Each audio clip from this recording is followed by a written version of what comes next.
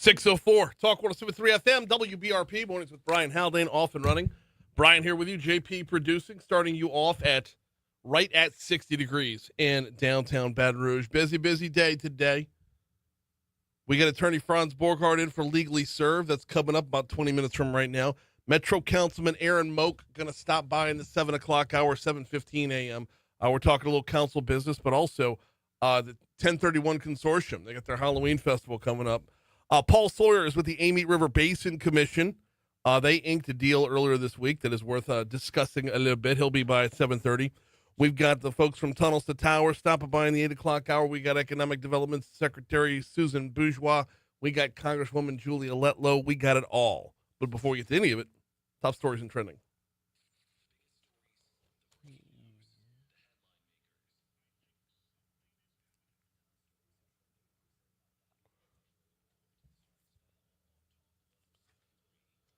Number 5. The city parish has partnered with the Louisiana Department of Transportation to wash the sound walls along I-10 in parts of Baton Rouge. They've enlisted the help of LA Drone Services, a Lafayette-based company, to use its drones to wash the walls over the next 10 to 12 days and nights. Now, the city says this version of soft wash will allow for efficient cleaning without disrupting daytime traffic. However, could be some overnight lane closures if necessary. Number 4. State Senator Blake Miguez says his campaign has more than $2.5 million in cash on hand. Campaign releasing that figure as a preview of the campaign finance report that, along with everyone else's, is due to the FEC today. Number 3. What if you had to turn in a campaign finance report to an FEC that's closed? Curious. Smitty Supply Incorporated announced yesterday that they have filed a lawsuit against 2 other companies for selling and installing faulty equipment, which Smitty says led to the late August series of explosions that has devastated the Roseland community. Smitty's said it has sued Fulton Boiler Works Incorporated and J&M Boiler Combustion Control Services in a press release they sent out yesterday afternoon. They've accused Fulton of selling them a, quote, defective thermal fluid heater back in 2021 and J&M of negligently installing and maintaining it. Number 2. Faulty back in 2021. They were ticking time bomb for 4 years. Oh, I can't wait to dig in on this one. Police arrested a 16-year-old in a shooting on LSU's campus that injured 2 people on homecoming night, according to BRPD. They said the shooting stemmed from an altercation between parties. A 16-year-old male was booked for 2 counts of attempted first-degree murder, illegal use of a weapon, illegal possession of a weapon by a juvenile, and carrying a firearm on school property. This investigation is still ongoing. Number 1. Today is the big day at the U.S. Supreme Court when it comes to whether or not District 6 comes back home to Baton Rouge. Yes, Congressional District 6 is still headquartered here in Baton Rouge, but as the state's capital area, we have to share it with parishes that run all the way up to Natchitoches.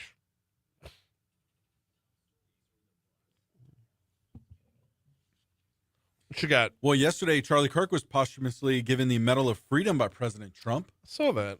That was, where did I see that? It was the Associated Press had the article, if I'm not mistaken. Yeah. Yesterday, his birthday. Yesterday, am Charlie I mistaken? Kirk's birthday was yesterday. It was. Yeah, Yeah. it was. Can't believe we missed that. Same. Yep. Same. Wow. But look, after his death, and they had that memorial on LSU's campus, the number of students who just are not politically, but just civically engaged. They're engaged in discourse. They're engaged in speaking up about who they are. It's just Charlie Kirk touched a lot of people. This is not Absolutely not an unheard of thing. much deserved for sure. Well, Brian, some scientists think they discovered a new dwarf planet at the edge of the solar system, so far away that it takes around 25,000 years to complete one orbit around the sun. Really? All right. Wow. Is dwarf the right word? Yes. Are we calling it a No, little? Can we use that? Little people. You can use the word dwarf for a planet for sure. You sure? Yes. I'm just making sure. 100% sure Okay. on this one. Yeah, so Planet Y is what they're calling it. It's really fascinating. Planet 25 Y Planet Y. as opposed to Just- Planet Why Not? Yeah. Okay. Oh, man. Yeah, this is Earth-sized world lurking in our solar system. Wait, whoa, an Earth-sized world. Earth-sized. So are we a Earth-sized. dwarf? Whoa. We're a little dwarf. That was Mind redundant. blown. Like, wait. Little dwarf. That was Yeah. redundant. Or dwarfish? We may be. We may be a little dwarfish. On the It's not a midget planet. No. It's That's dwarf not okay. planet. That's That's not not- okay. Dwarf planet is right. But if it's Earth-sized and we're Earth Mm. and we're a planet, why is it a dwarf planet? Yeah, why are we not just like dwarf planet A or something? I don't know. Wow. Yeah. What else you got? Well, while the Los Angeles Dodgers were in Milwaukee for the first 2 games of the NLCS, Mookie Betts stayed at an Airbnb instead of the team hotel. Yeah. Why? He believes the Pfister Hotel is haunted. 132-year-old hotel in downtown Milwaukee, and Mookie Betts isn't the only one. I saw this last night. Really? Teoscar Hernandez does not believe in ghosts, but Teoscar Hernandez's wife is convinced that hotel is haunted. Spooky. I know. Oh, Enough so, yeah. I mean, he's like, So, no. Look, if you're Not doing that. if you're Mookie Betts or Teoscar Hernandez, you got to take this NLCS before it goes back to Yeah. Milwaukee. How- You don't want to leave that lurking out there Yeah. to go back to the home of the haunted hotel. Yeah, for tell us more. Yeah, I want to know. What happened. What Yep. would convince him that it was haunted? That's what I Lights wanna going know. on and off. That's what I want to know. Lights going on and off. Doors opening and closing, Mm. all randomly down the hallway. Oof. Oh yeah, the Pfister Hotel in Milwaukee. I have to do some research on this. Red Ram. Yep, Yeah. that's exactly what it is. Nope. I'll stay somewhere else. That's The only time when a Super 8 looks like a great hotel. Nah, I'll hang with the Ooh. ghosts over Yeah, there. you man. know, That's 611 Talk 107.3 FM WBRP. FlyBTR.com. FlyBTR.com is the website for the Baton Rouge Metro Airport. I actually have to hop on FlyBTR.com to take advantage of the daily flight to Washington, D.C. It's about time to start booking the Washington Mardi Gras trip for next year, right? Yeah, it's time to start looking ahead. Hey, does your business do business in our nation's capital? FlyBTR.com is the website to take care of that. Direct flight out of Baton Rouge Metro Airport, lands at Reagan National, and you come home same day. You fly out about 7:15 in the morning. You come home that evening, get home from around 7 o'clock at night, get your business done same day. Of course, you can spend the night in D.C. if you want to, but if you don't, if you wanted to take care of everything and spend the night in your own bed, FlyBTR.com. Don't forget, there are still seats available for the direct flight to Birmingham, built out for the LSU Alabama game, and the direct flight to Oklahoma City for the Tigers taking on the Sooners later on in the season. FlyBTR.com. Get 'em out. What's your DC flight go for? I don't know yet. I always fly Southwest out of New Orleans.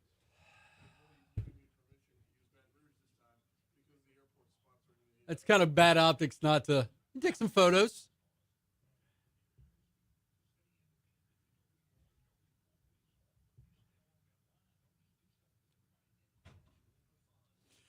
Good morning, Facebook. Christy, Renee. I get to drive to St. Mary Parish this morning. Yeah. Franklin. Okay. Yeah. Man, how you feel about that? It's a 2-hour drive. Yeah. Man. There That's and then good. 2 hours back. Ooh. It's 4 hours of my day today. Oof. Man. It's all good. It's good. It's good. It's good. It's good.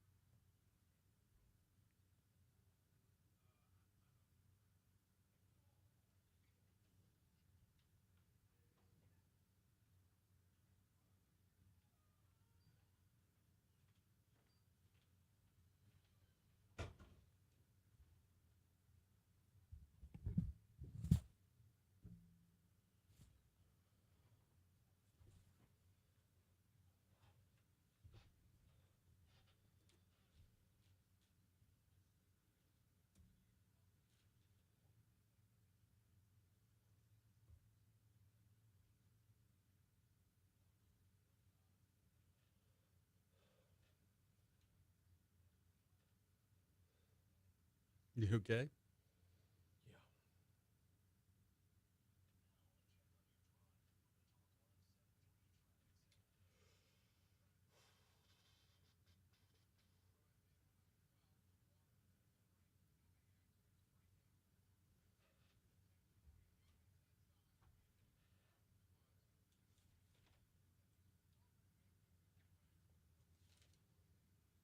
Good morning, Keith.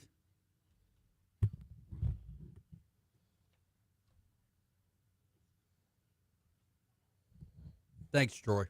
Thanks. What? I got to drive to St. Mary's Parish today. Oh, that's And Troy's home turf, man. that's a it's a drive. Yeah, Drive. it is. No direct flight to Morgan City.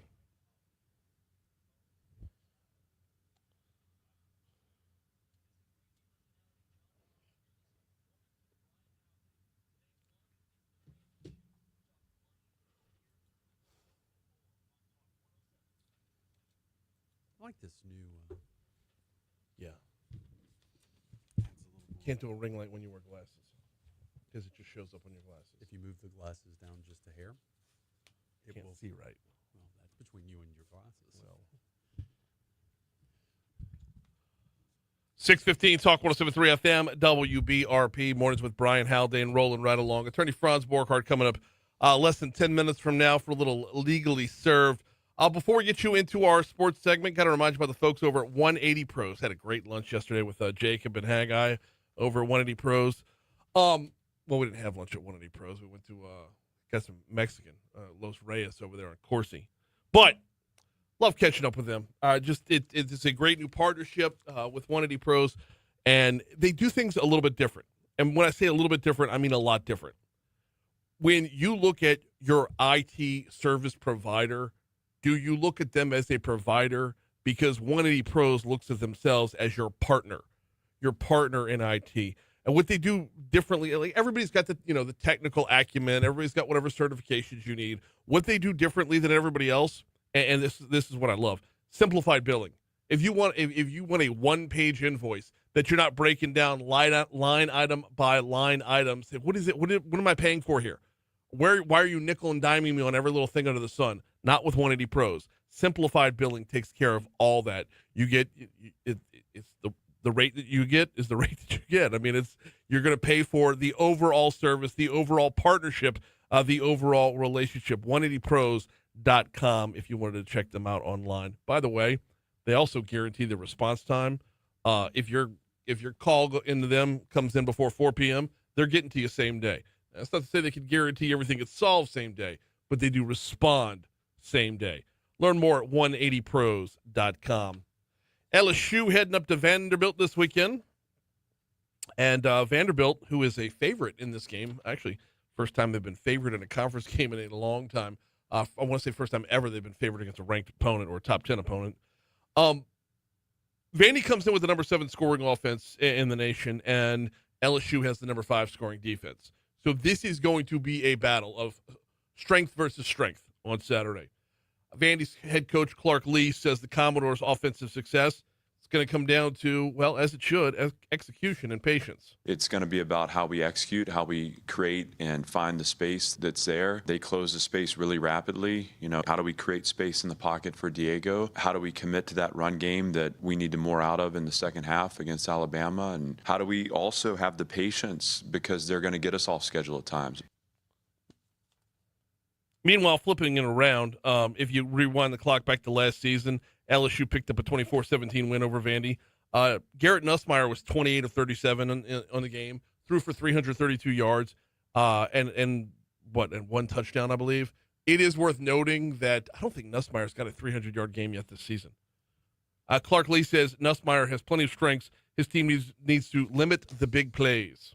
His skill set is getting the ball out quickly. I think he avoids sacks as good as anyone in the country because he knows where to go with the ball. You have to play disciplined in your structure and in so many ways be willing to absorb yards and fight against points. Here's the thing, though. Big plays haven't really been the MO of this LSU offense thus far. Hopefully that could change a little bit on Saturday, and hopefully it changes a little bit each week as, Nussmeier continues to get healthier, the offensive line continues to protect him better, the run game becomes more of a thing. LSU and Vanderbilt will kick off 11 o'clock right down the hall on our sister station, Eagle 98.1 Network. Pregame starts at 9. Eagle 98.1's game day will begin at 7 a.m. Looking ahead beyond LSU on Saturday, you've also got, You've got a frozen computer screen, so I can't tell you about the Southern Jaguars. That's how that's going to work. Of course, that would happen that way. All right. LSU kicks off at 11. Southern will kick off at 2 p.m. They're hosting Prairie View A&M. It is homecoming week for the Southern Jaguars. Here comes the Fox Business Report.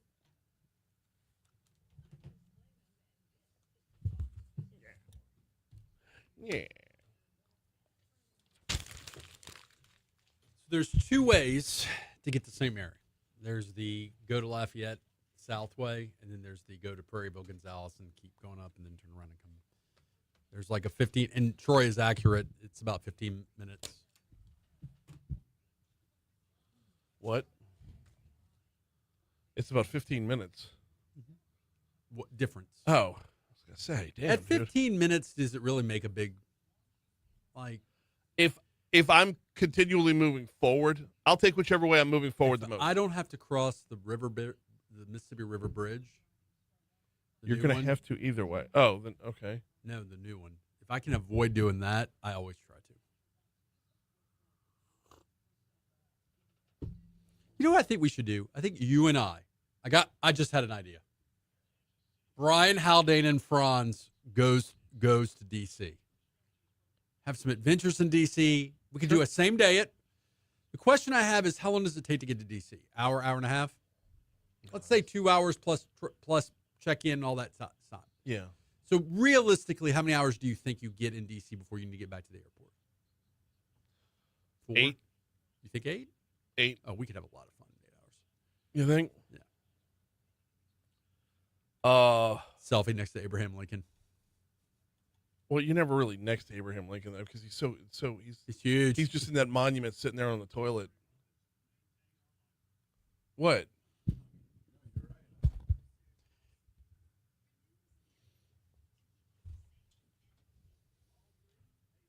I'm trying to think, which way would you go that doesn't take you? Okay, you hop over the bridge, you hop on Highway 1. You don't have to hop on Highway 1. All right. Look, dude, I just pop it in Google Maps and it tells me which way to go. This is one of those where I'm leaving at 8 o'clock after court TV, and I'm already told the prosecutor, hey, I'm not going to be there probably until 10:30. So when I show up at 10, surprise! I guess Donaldsonville, the Sunshine Bridge? Yeah. And then 70? Yeah. I don't know. Oh, Keith.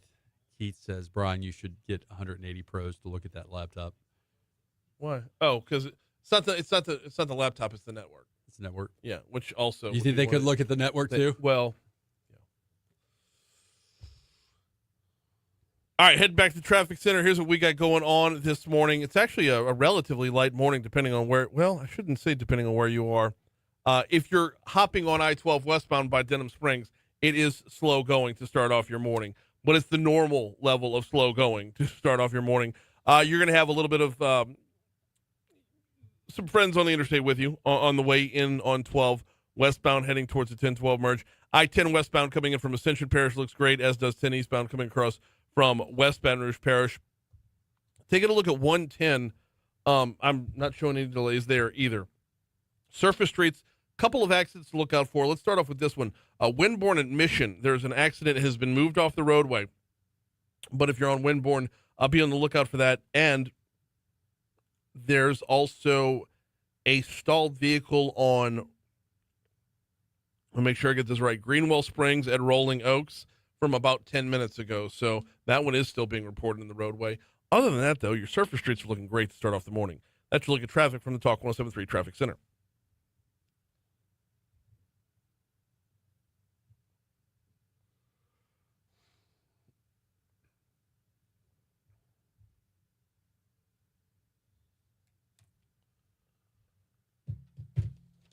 Talk 107.3 FM is your home for Ken Trahan's original prep football report.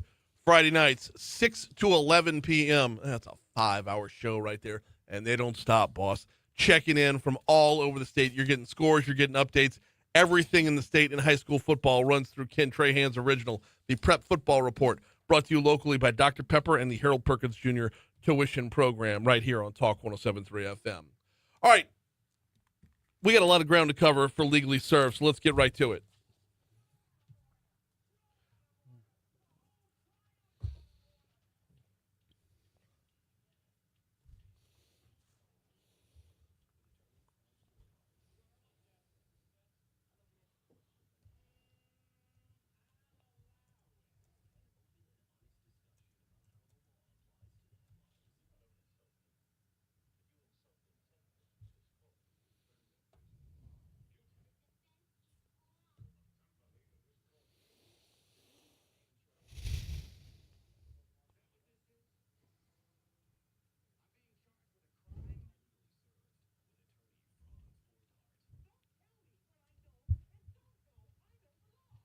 What you say, Franz? Back at it. Yup. Second time. Yup. Legally served. Yep, the little bonus Legally Served on Monday, talking about the Kyron Lacey Every case. time I'm in here, it feels like a bonus. Shout out, hey, before we start, shout out to all my friends and family members who are battling breast cancer. This is Breast Cancer Awareness Month. So just giving you guys a little love. We're all thinking about you. All right. You have a lot of family members battling breast cancer right now? A lot. Huge. That's Well, it's like each one. Anyways. all right. Understood. Friends and family. Okay. All right. I didn't realize it was. It's Breast Cancer Awareness Month, I'm Brian aware of Haldane. that. I'm mean, aware of that, but it's like you said. Shout out to all your friends and family members. You're making it sound like you've got like a big crawfish boil worth of folks coming over. No. All right. I don't. All right. What do you want to talk about? I kind of want to talk about the. So we Franz and I, we shared topics the night before, seeing what's going on.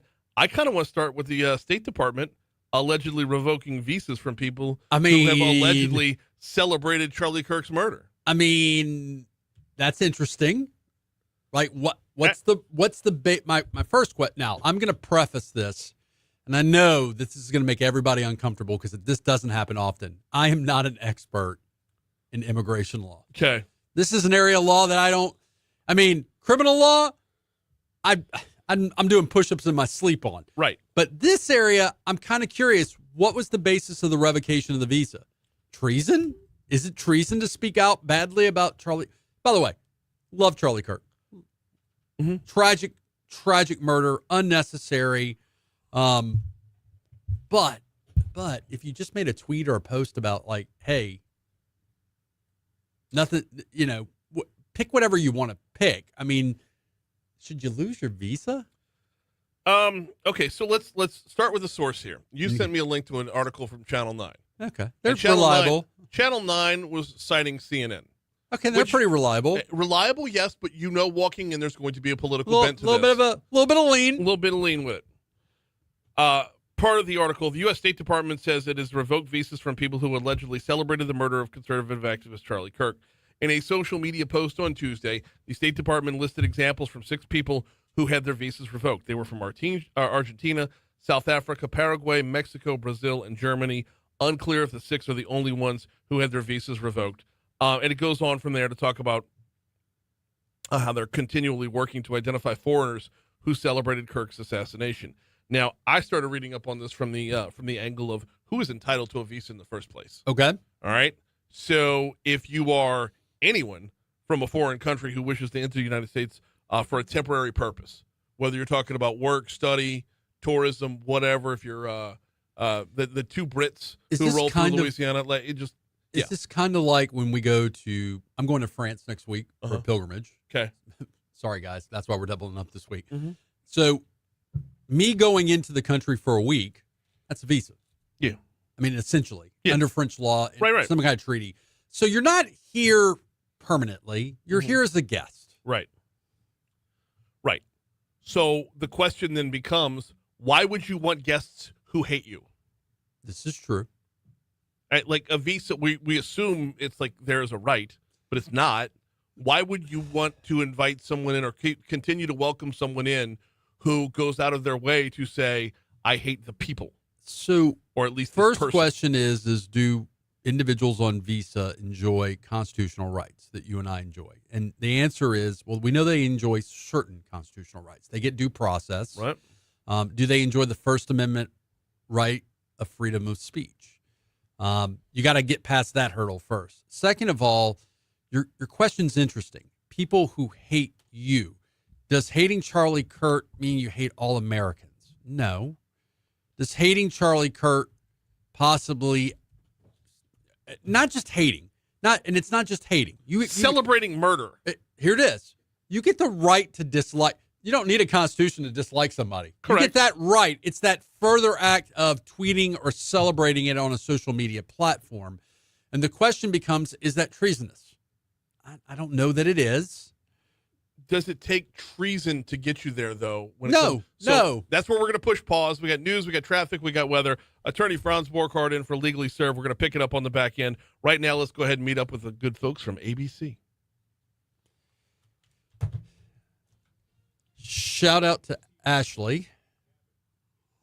Ashley says some people are making an idol out of Charlie Kirk. We need to be careful of that. He's no golden calf.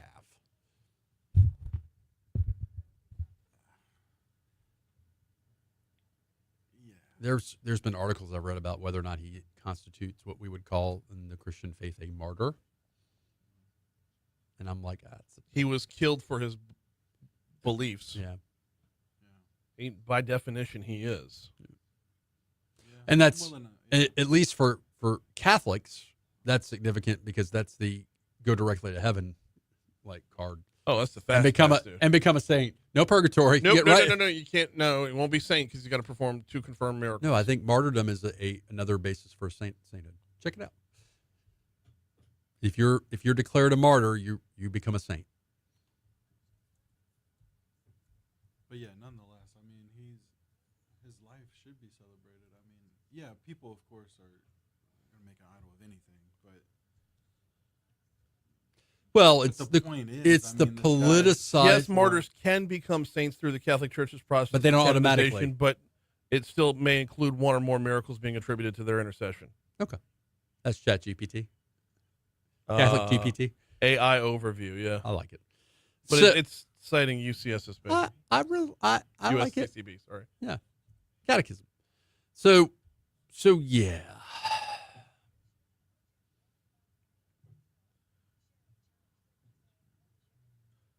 So do you think that there should be, if I disliked President Trump, let's make this more realistic.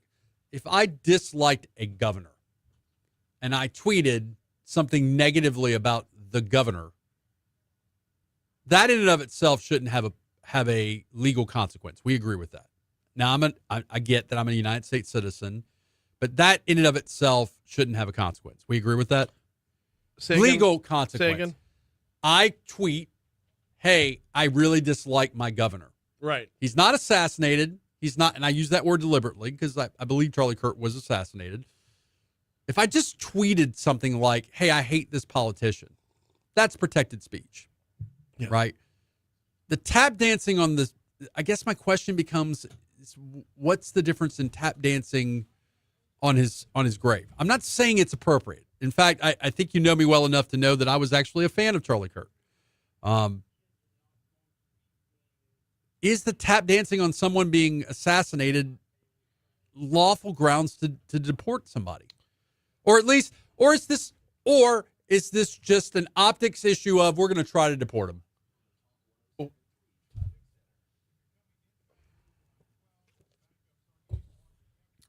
Well, you're going to get bogged down in the terminology here. I mean, the revocation of visa. Right. Which would lead to what? Going home. Going home.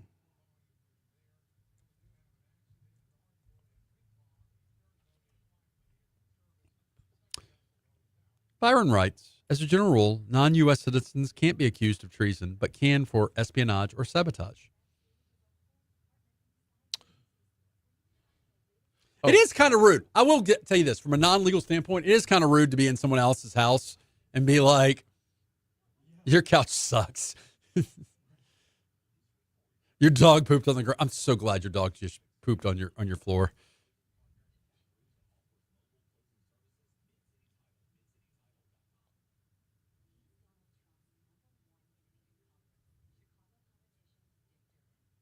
Dig.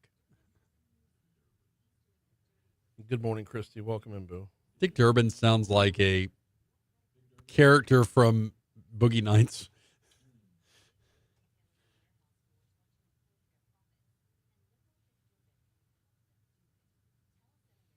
Is it Dick or Richard? Because if it's Richard and they're calling him Dick. By the way, and shout out to Chandler for pointing this one out. Charlie Kirk can't be a saint anyway. He's not a Catholic. Non-Catholics cannot become saints. Well, that's actually interesting, too, because if we're saying saints as in someone who can land in heaven, then he could be. No. Saint as in a canonized saint. Canonized saint. It's a good question. Can a non-quote-unquote Catholic, and then where was he in his conversion? Because it's my understanding he was actually thinking about converting over because his wife is Catholic. Yeah. Oh. I don't know. It's good questions. Was that a text or a... It's a text. No.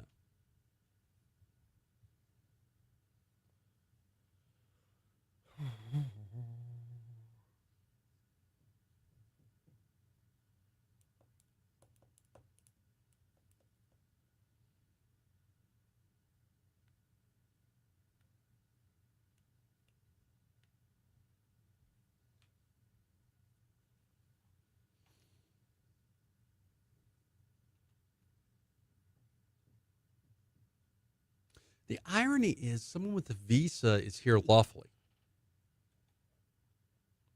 Right. Theoretically. Right. But under They're the here- condition of the visa. Yeah, they're here lawfully. Okay. Most of Kirk's commentary on illegal status had nothing to do. Oh, see, I didn't even think about his commentary on immigration. Right. Because if you're here on a visa, you're not intending to stay. Right. That's a temporary scenario. Right. No, I'm just thinking in general, like Oh. the number of people who call them a fascist, all the way to 50, by the way. 637, Talk 107.3 FM, WBRP, mornings with Brian Haldane, rolling right along.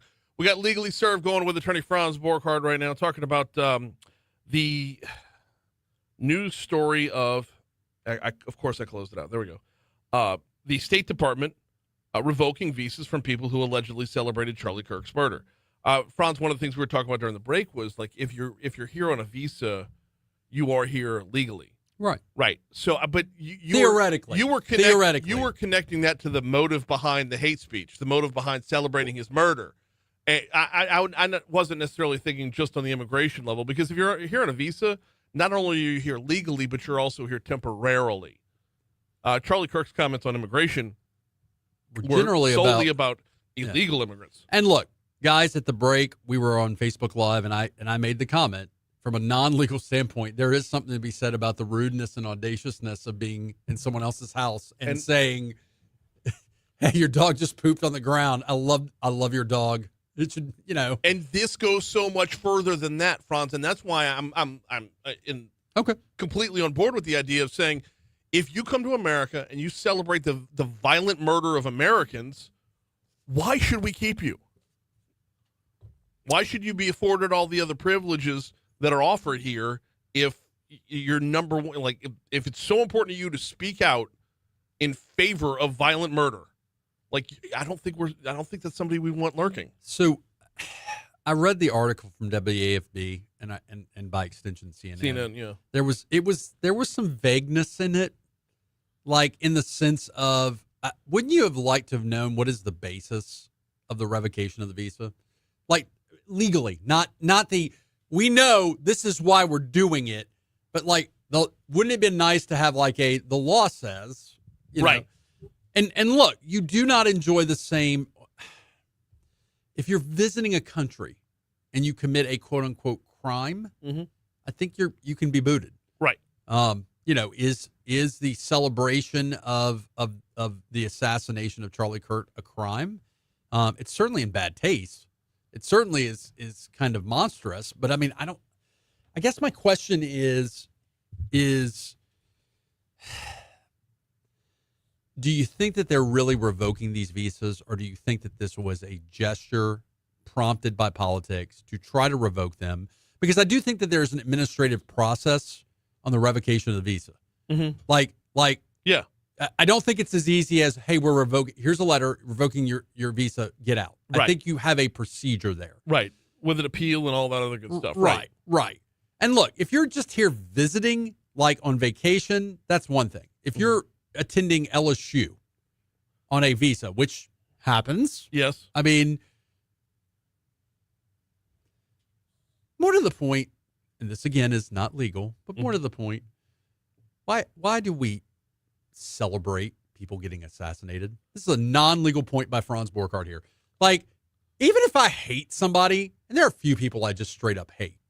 There are some entities that I hate, but there are a few people that I straight up hate that if they were assassinated, I'd be like, good riddance. Like Adolf Hitler, yeah. And I get that he's being compared to a fascist. But like, why is it okay now to do that? I don't know. I don't know. And that's kind of the State Department's whole point here. Is if that's where you're taking the conversation, you don't have to be here. You're not required to be here. We're not required to accept you. You can go home now. You can go back to where you don't want to play in our sandbox. Then go back to yours. The actual tweet from the Department of State says the United States has no obligation to host foreigners who wish death on Americans. That would, I mean, that spells it out to me. That right? probably is your lawful basis to if you can prove that they are wishing the death, murders, whatever you want to call it, of citizens of the United States of America, then yeah. And by the way, I've still, speaking about Charlie Kirk, I've still yet to see, in the immediate aftermath of his assassination, a number of people pulled little pull quotes to show how hateful he is. Each and every one that was pulled, if you expand out the quote and get the rest of what was said and not just selectively chosen to deceive the quote that you chose to lie with, he was not a hateful person. He was the person who was open to talking. So I would challenge that statement with, if you're justifying the active murdering of a human being based on their beliefs and positions, you shouldn't have to expand his comments. Let's worst case scenario and say what the clip says is his position, not the expanded one, which is what he's really saying. Like, get over it. Like, can you imagine? And what pisses me off about this one is the people that are generally the biggest champions of free speech expression are the ones that are tap dancing all over his grave. Yeah. Body's not even in the ground yet. Well, I wouldn't say the champions of free speech, the champions of their speech. Well, the champions of speech they agree with. That's what I mean. And everything else is fascist. It's there's one acceptable line of thought and everything else is fascist. Is Franz Borghardt leaning right today? You kind of are. I'm getting old. I'm digging it a little bit. Maybe I'm getting old. All right. We got two other topics to cover this morning. I wanted to make sure we got the Smitty supply. Ooh. Okay. Ooh. So we're now we're closing in on 2 full months since this happened. Big explosion. Yeah. Smitty Supply Incorporated announced Tuesday that they filed a lawsuit against 2 other companies for selling and installing faulty equipment, which Smitty said led to the late August series of explosions that has devastated the Roseland community. By the way, I'm going to pause right there and say it's not just the Roseland community. It's everybody down the Tangipahoa River from there. If you're downriver from Roseland all the way to the lake, and looking at drone footage the other day, in the lake too. It's gross, right? Oh, it's so bad. It's so bad. I don't know what the long-term, has the government, consequences has are the state or federal government done anything with regard to this plant? Meaning what? Like, have they taken any actions against? Not yet. Okay, it's not coming. Investigation's still going on, and I think that's why Smitty's is trying to get out in front and say it wasn't us; it was faulty equipment that was installed 4 years ago, and the maintenance, the air quote maintenance of said equipment. Okay. Meanwhile, they've got 4 years of revenue under their belt, 4 years of operating under their belt with said faulty equipment before everything went sideways. I sense your cynicism. A little bit. I sense it. It's palpable. What if it's true, though? Aren't they doing the right? If it's true, yeah. If it really, okay, because financially they are on. Look, again, we're talking about. I'm a neurologist. We're talking about feet today. All these topics I'm not an expert in, but I'm a pretty smart guy. I can. What if they're really responsible? What if this other company is really responsible? This other insured company.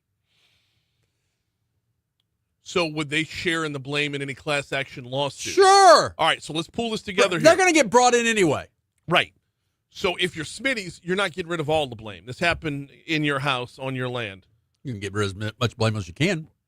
So is that what this is? This is just If we're giving them the benefit of the doubt that there is really liability Mhm. for improper installation, improper maintenance, Mhm. and there's a lot of legal hoops you got to jump through. Mm-hmm. If they can prove that was the cause of the explosion, there's still a question of the negligence, gross negligence of Smitty's by not themselves having some kind of, because of the nature of what they do, right? The nature of what they do, I'm not saying it's going to rise to the level of gross negligence. I'm saying I think there's a straight-faced argument for, okay, guys, you guys are doing something that you need to have some redundancies in place. You need to have something, because look at what happens when you don't. Mm-hmm. That said, if it's all this other company's fault, just bring them all in. So they've sued Fulton Boiler Works for the part, and they've Okay. sued J&M Boiler Combustion Control for the installation and the maintenance of the faulty part. So there's going to be the independent federal investigation of what happened, Mhm. EPA, and then they've probably done their own internal investigation of what happened, Yeah. and now they've determined what. They're also controlling the narrative, right? The narrative is now it's not our fault. This is the reason this happened. This is their fault. And guys, we're sorry. All right. They didn't even say we're sorry, but After everything blows up, how do you determine that a part was faulty beforehand? good question. Unless there was some record of it being after a fire burns for an entire week, I don't know how you piece that back together to say your part was faulty. Damn it, Jim. I'm a doctor, not a. Yeah. I would assume. I'm making some assumptions here. I'm outside of my.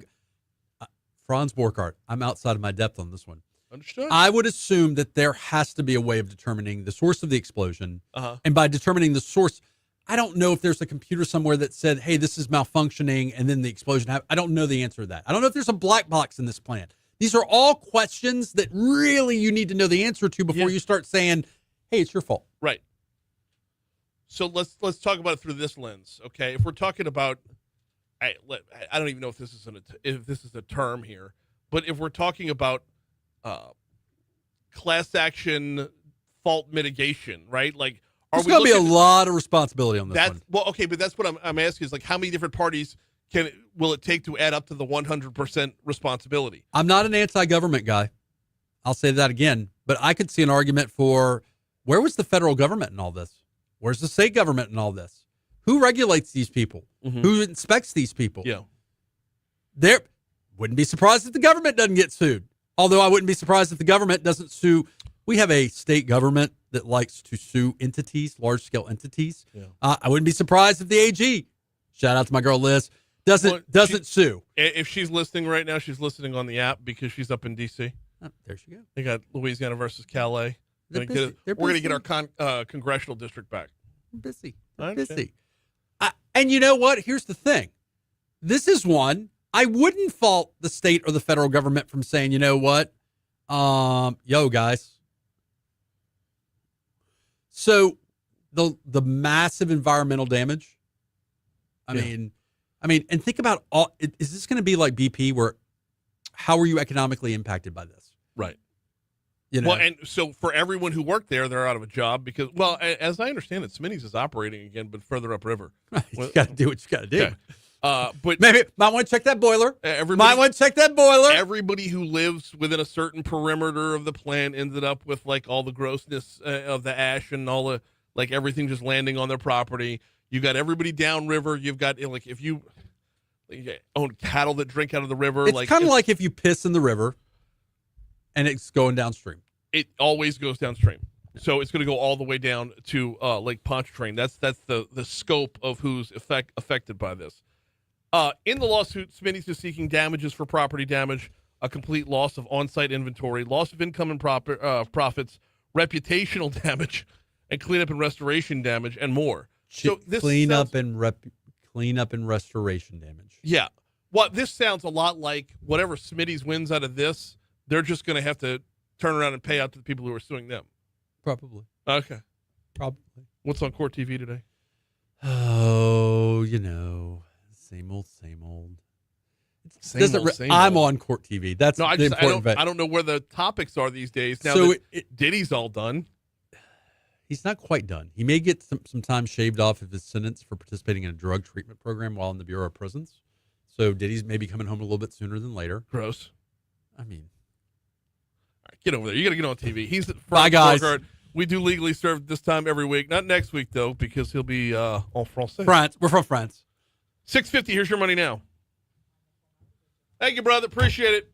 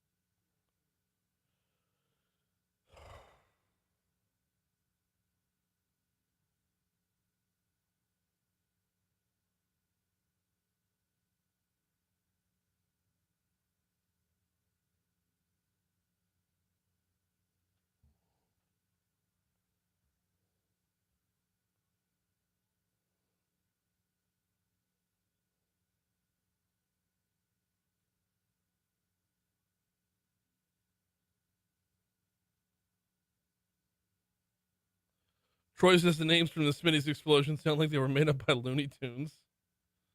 That's about right.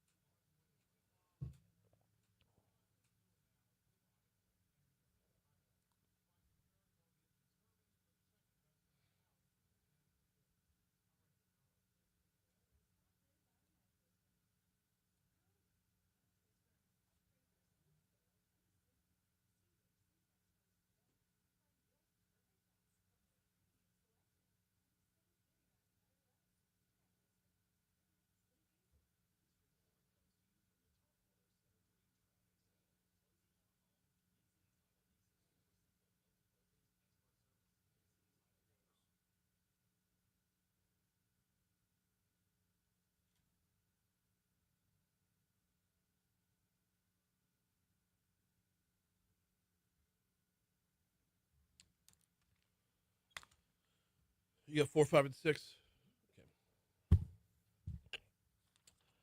6:55, Talk 107.3 FM, WBRP, mornings with Brian Haldane, rolling right along. Mentioned during Legally Served there that our state's attorney general is up in D.C. Supreme Court hearing arguments today about Louisiana versus Calais. We'll dial in on that in just a quick second. Do need to remind you about the folks over at Landmark Bank. LandmarkBankLA.com is their home base online. LandmarkBankLA.com. By the way, if you wanted a list of locations, I recommend checking out LandmarkBankLA.com. It's under the About Us tab. There's an office in Clinton, Greensburg, Zachary, Denham, and Brewley. And banking hours, your normal banking hours, 9 a.m. to 4 p.m. Monday through Thursday, and then 9 a.m. to 5:30 on a Friday. In the meanwhile, though, LandmarkBankLA.com is always available, and they have digital services are like awesome. It's the fintech through Landmark Bank. You don't lack for anything when it comes to opting for a community bank. They were founded in 1897 as a local bank, as a community bank, and remain true to that mission to this day. Personal banking, personal lending, anything you need for your business, and, of course, the digital service as well. Check them out online at landmarkbankla.com. U.S. Supreme Court hearing oral arguments today on the constitutionality of the state's congressional map, specifically the 2 majority black districts. This is the second time the Supreme Court is hearing this case. This past June, the court kind of punted the issue to this session. Our news partners at Louisiana Radio Network spoke with Loyola University law professor Dane Cialino, who says that by doing so, they reframe the issue from a narrow issue of whether the districts violate the Voting Rights Act. They reframe the issue to whether the Voting Rights Act is constitutional to the extent that states are using race intentionally as a basis for drawing congressional districts. Which is exactly what we did. And that's exactly what we were told the entire time. If you've listened to this show for any period of time, you remember this whole argument, this whole debate of how many times did Troy Carter say it's simple math? But it's not simple math, because geographically, the district has to be stretched out in a way that makes it you have to form a majority-minority district, and it's got to be based on nothing but being a majority-minority district. We have very little in common when it comes between the capital city and Natchitoches. I just use Natchitoches as the biggest example because that's how the district stretches.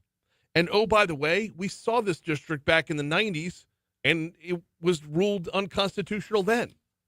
We're just revisiting again for the sake of meeting the demographic math.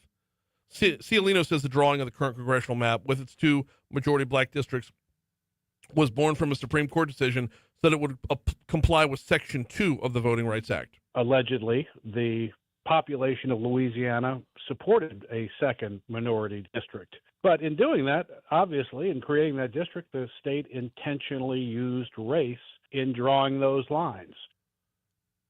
Yes, that's exactly what happened. We were told repeatedly, not just by Congressman Carter, but John Bell Edwards said this too. If you've got 1/3 of your population is black, 1/3 of your congressional seats need to be black.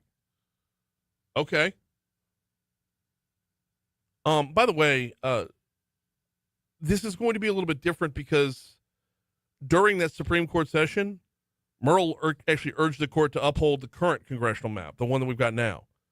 So this is going to be, and I'm sure there's explanation behind it, but this is a turn of events to say, whoa, you were arguing for the new map, and now you're arguing against the new map. Given that reframing, you would think that the conservative majority would not have docketed the case for re-argument and rebriefing unless the conservatives had their votes in line. We'll see how it plays out. The whole exercise is frustrating because once it's all over with and it goes back to the old map or some new map that comes around, the question is just going to be, what did we do here other than get rid of Garrett Graves? ABC News coming up.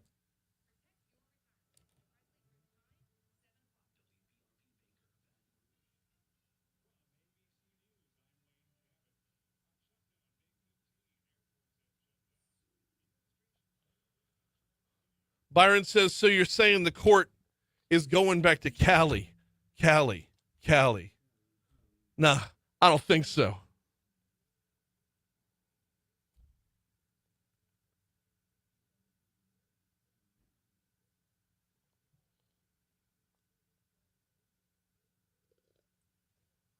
Hey, Rich. Yeah.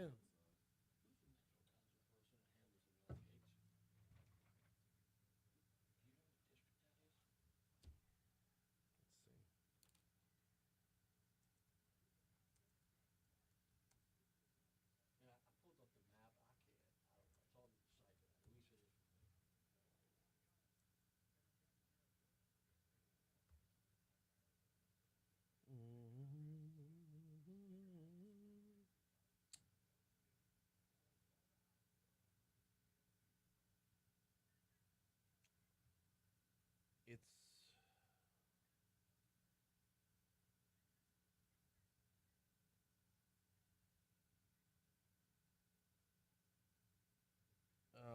I mean, Kind of like Gray.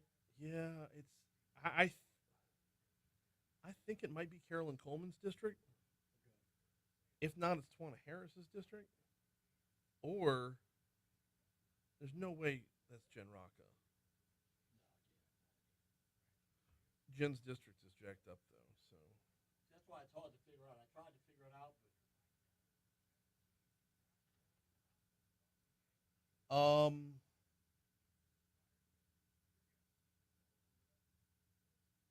well, those are the lakes right there. I think it's Jen. No, I think it's Carolyn Coleman. Okay. That's if I could zoom the damn map in. Zoom, you asshole. Ah, there we go.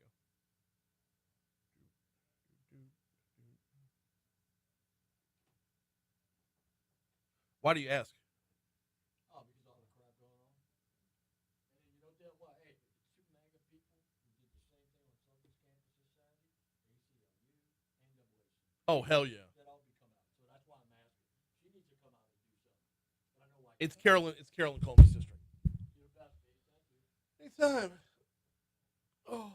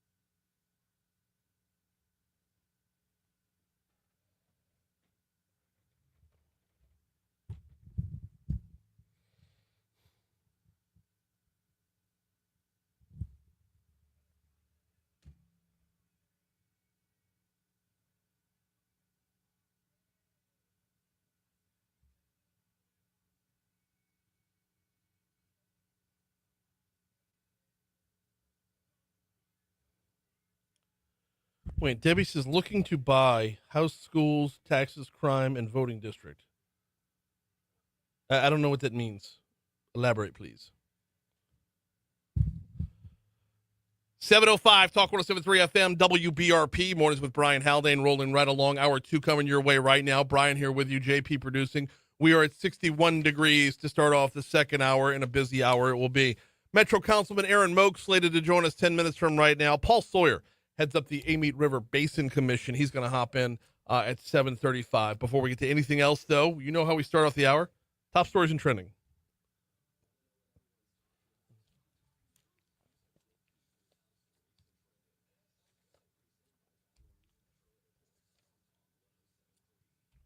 Number 5. The city parish has partnered with the Louisiana Department of Transportation to wash the sound walls alongside I-10 and parts of Baton Rouge. They've enlisted the help of LA Drone Services, a Lafayette-based company, to knock this out over the next 2 weeks or so. Now, they're not looking to close any lanes down during the daytime. However, there might be some overnight lane closures as they get these things cleaned up. Number 4. State Senator Blake Miguez says his campaign has more than $2.5 million in cash on hand. His campaign releasing that figure as a preview of the campaign finance report that, along with everyone else's, is due to the FEC, the Federal Elections Commission, today. Number 3. Smitty's Supply announced yesterday, and we were talking about this during Legally Served, that they're suing Fulton Boiler Works and JM Boiler Combustion Control Services for a faulty part and faulty installation and maintenance of that part. They said there was a defective thermal fluid heater that was installed back in 2021, and J&M was the ones that maintained it until then, or until the explosion. Number 2. Police arrested a 16-year-old in a shooting on LSU's campus that injured 2 people on homecoming night, according to BRPD. They said the shooting stemmed from an altercation between parties. A 16-year-old male was booked for 2 counts of attempted first-degree murder, illegal use of a weapon, illegal possession of a weapon by a juvenile, and carrying a firearm on school property. This investigation, by the way, is still ongoing. Number 1. Our Constitution prohibits the sorting of Americans into voting districts based on their skin color.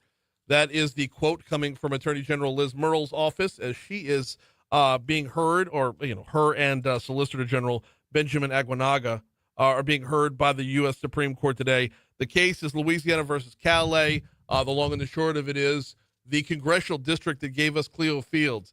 Is it constitutional? We'll learn a little bit more. Well, we probably won't learn today, but they're being heard today.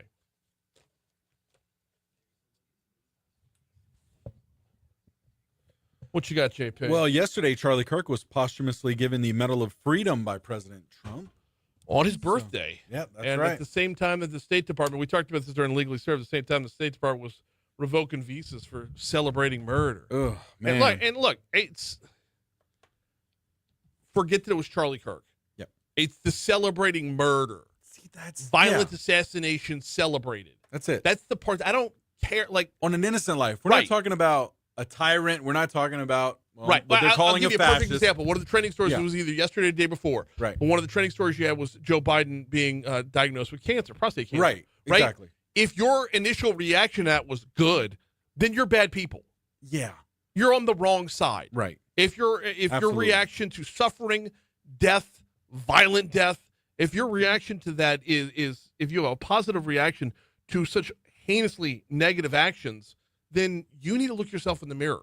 That's right. Y'all need Jesus. Do some evaluation. Yes. Jesus, they need indeed. Wait, some scientists think they discovered a new dwarf planet at the edge of the solar system, so far away that it takes 25,000 years to complete one orbit around the sun. Oh, man. 25,000 years. 25,000 years to Wow. complete one orbit around the sun. Oh, Planet Y is So- what they're calling it.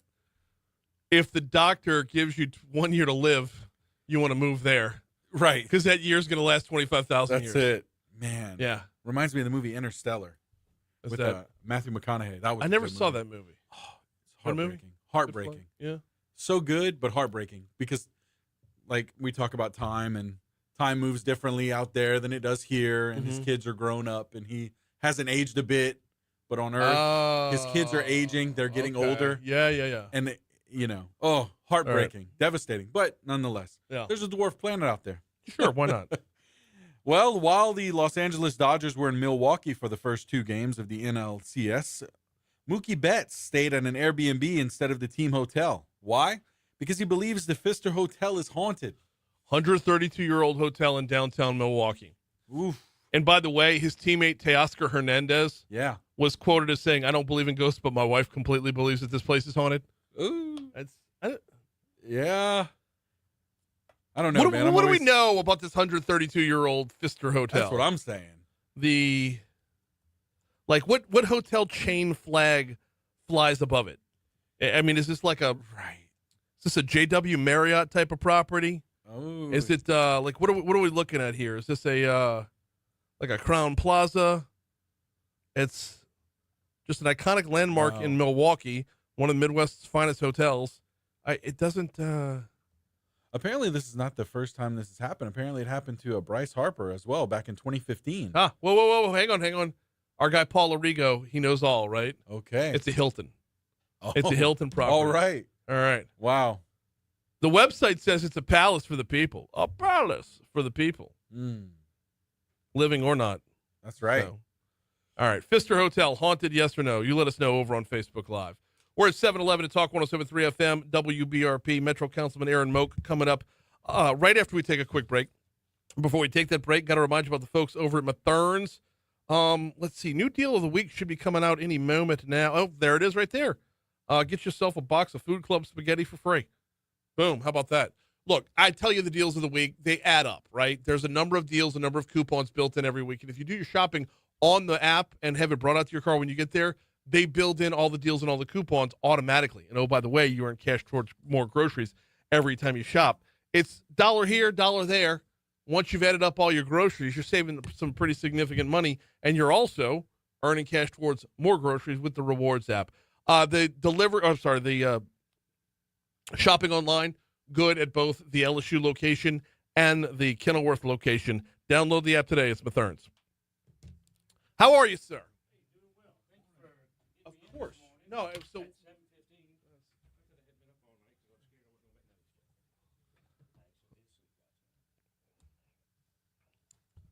I feel like I should start offering like wake up call service for. I was like, because I'm up at 3:45. I'm more than happy to be like. That's why when I called you, I was like, does he come home and sleep? It's like what? So it all depends on the day.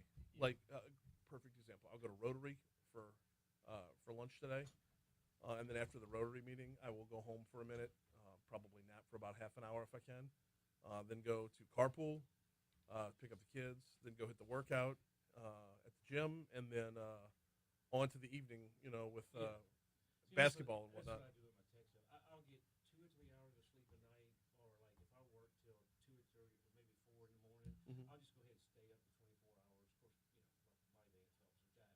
Of course, my dance helps with that, but and coffee.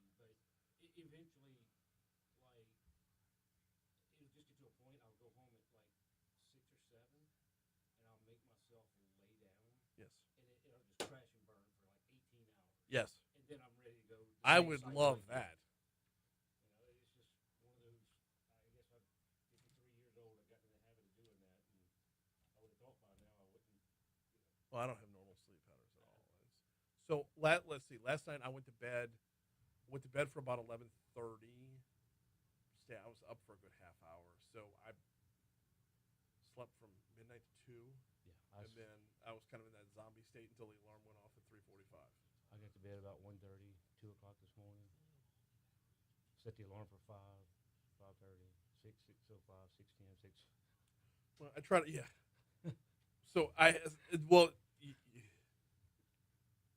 look, that's 3:45 when the alarm goes. These are all built in just in case I'm not up yet. If I'm not up yet, I got another alarm goes off at 4:15. That's the same thing. Yeah. It's just, they're just all there. Yeah. It's not like you fall back to sleep or, get any real sleep on the back end of that. It's just, if I'm not up that yet, first it's like. kind of just get you, okay. Yeah, the second one might as well say, get up, asshole. Right. We'll talk a little Metro Council business first. Okay. We'll get to the.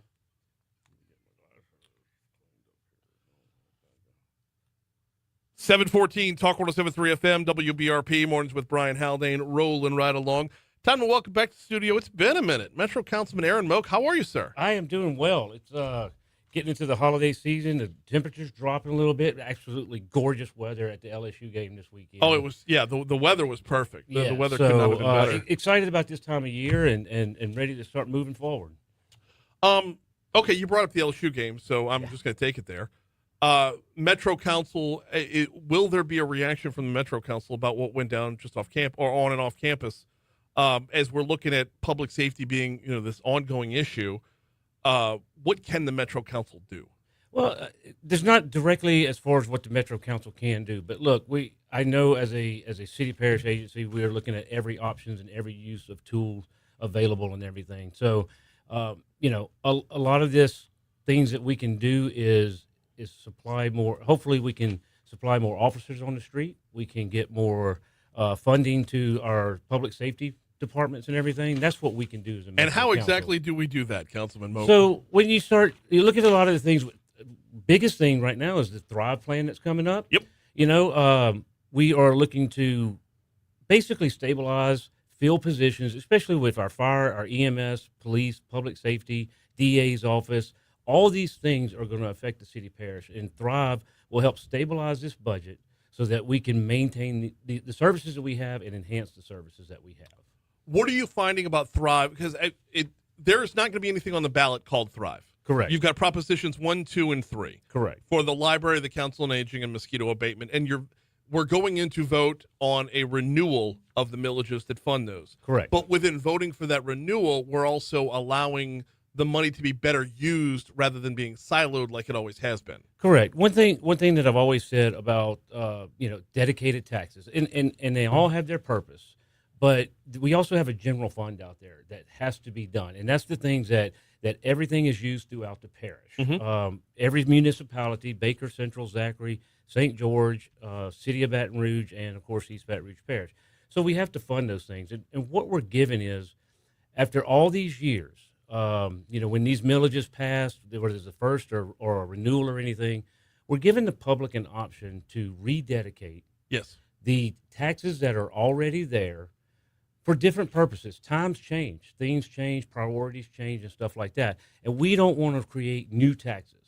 So we're taking the existing ones that we have, Mm-hmm. and we're asking the public to rededicate for a great purpose for city parish use overall. And look, these are city parish taxes that are being rededicated, so we're looking to use those for city parish purposes. Right.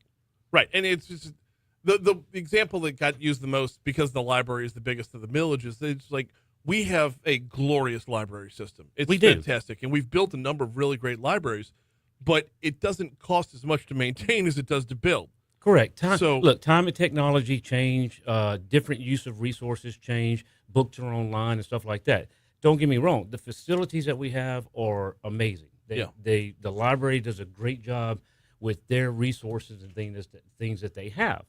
But they do have a purpose, and they say that they can get by on X amount of millage, and we're just looking to use that gap that is part of that millage. Right. Got Metro Councilman Aaron Moak in with us for a couple more minutes. We're going to talk about the weather turning and getting to some holidays in a little bit. There's a festival coming up we are going to talk about. But since we got you in, Right. what's hot? What's going on right now in the Metro Council? Not really. Other than trying to get the Thrive things passed, we've got a few little things coming up. We've got basically a planning meeting tonight. We should go by pretty quick, but Okay. Not really big topics. Look, I got to tell you, one thing that we did just get through was the insurance benefits. Yes. Which, along with the Thrive plan and all those different options, we just finished up with the insurance benefits that are coming up.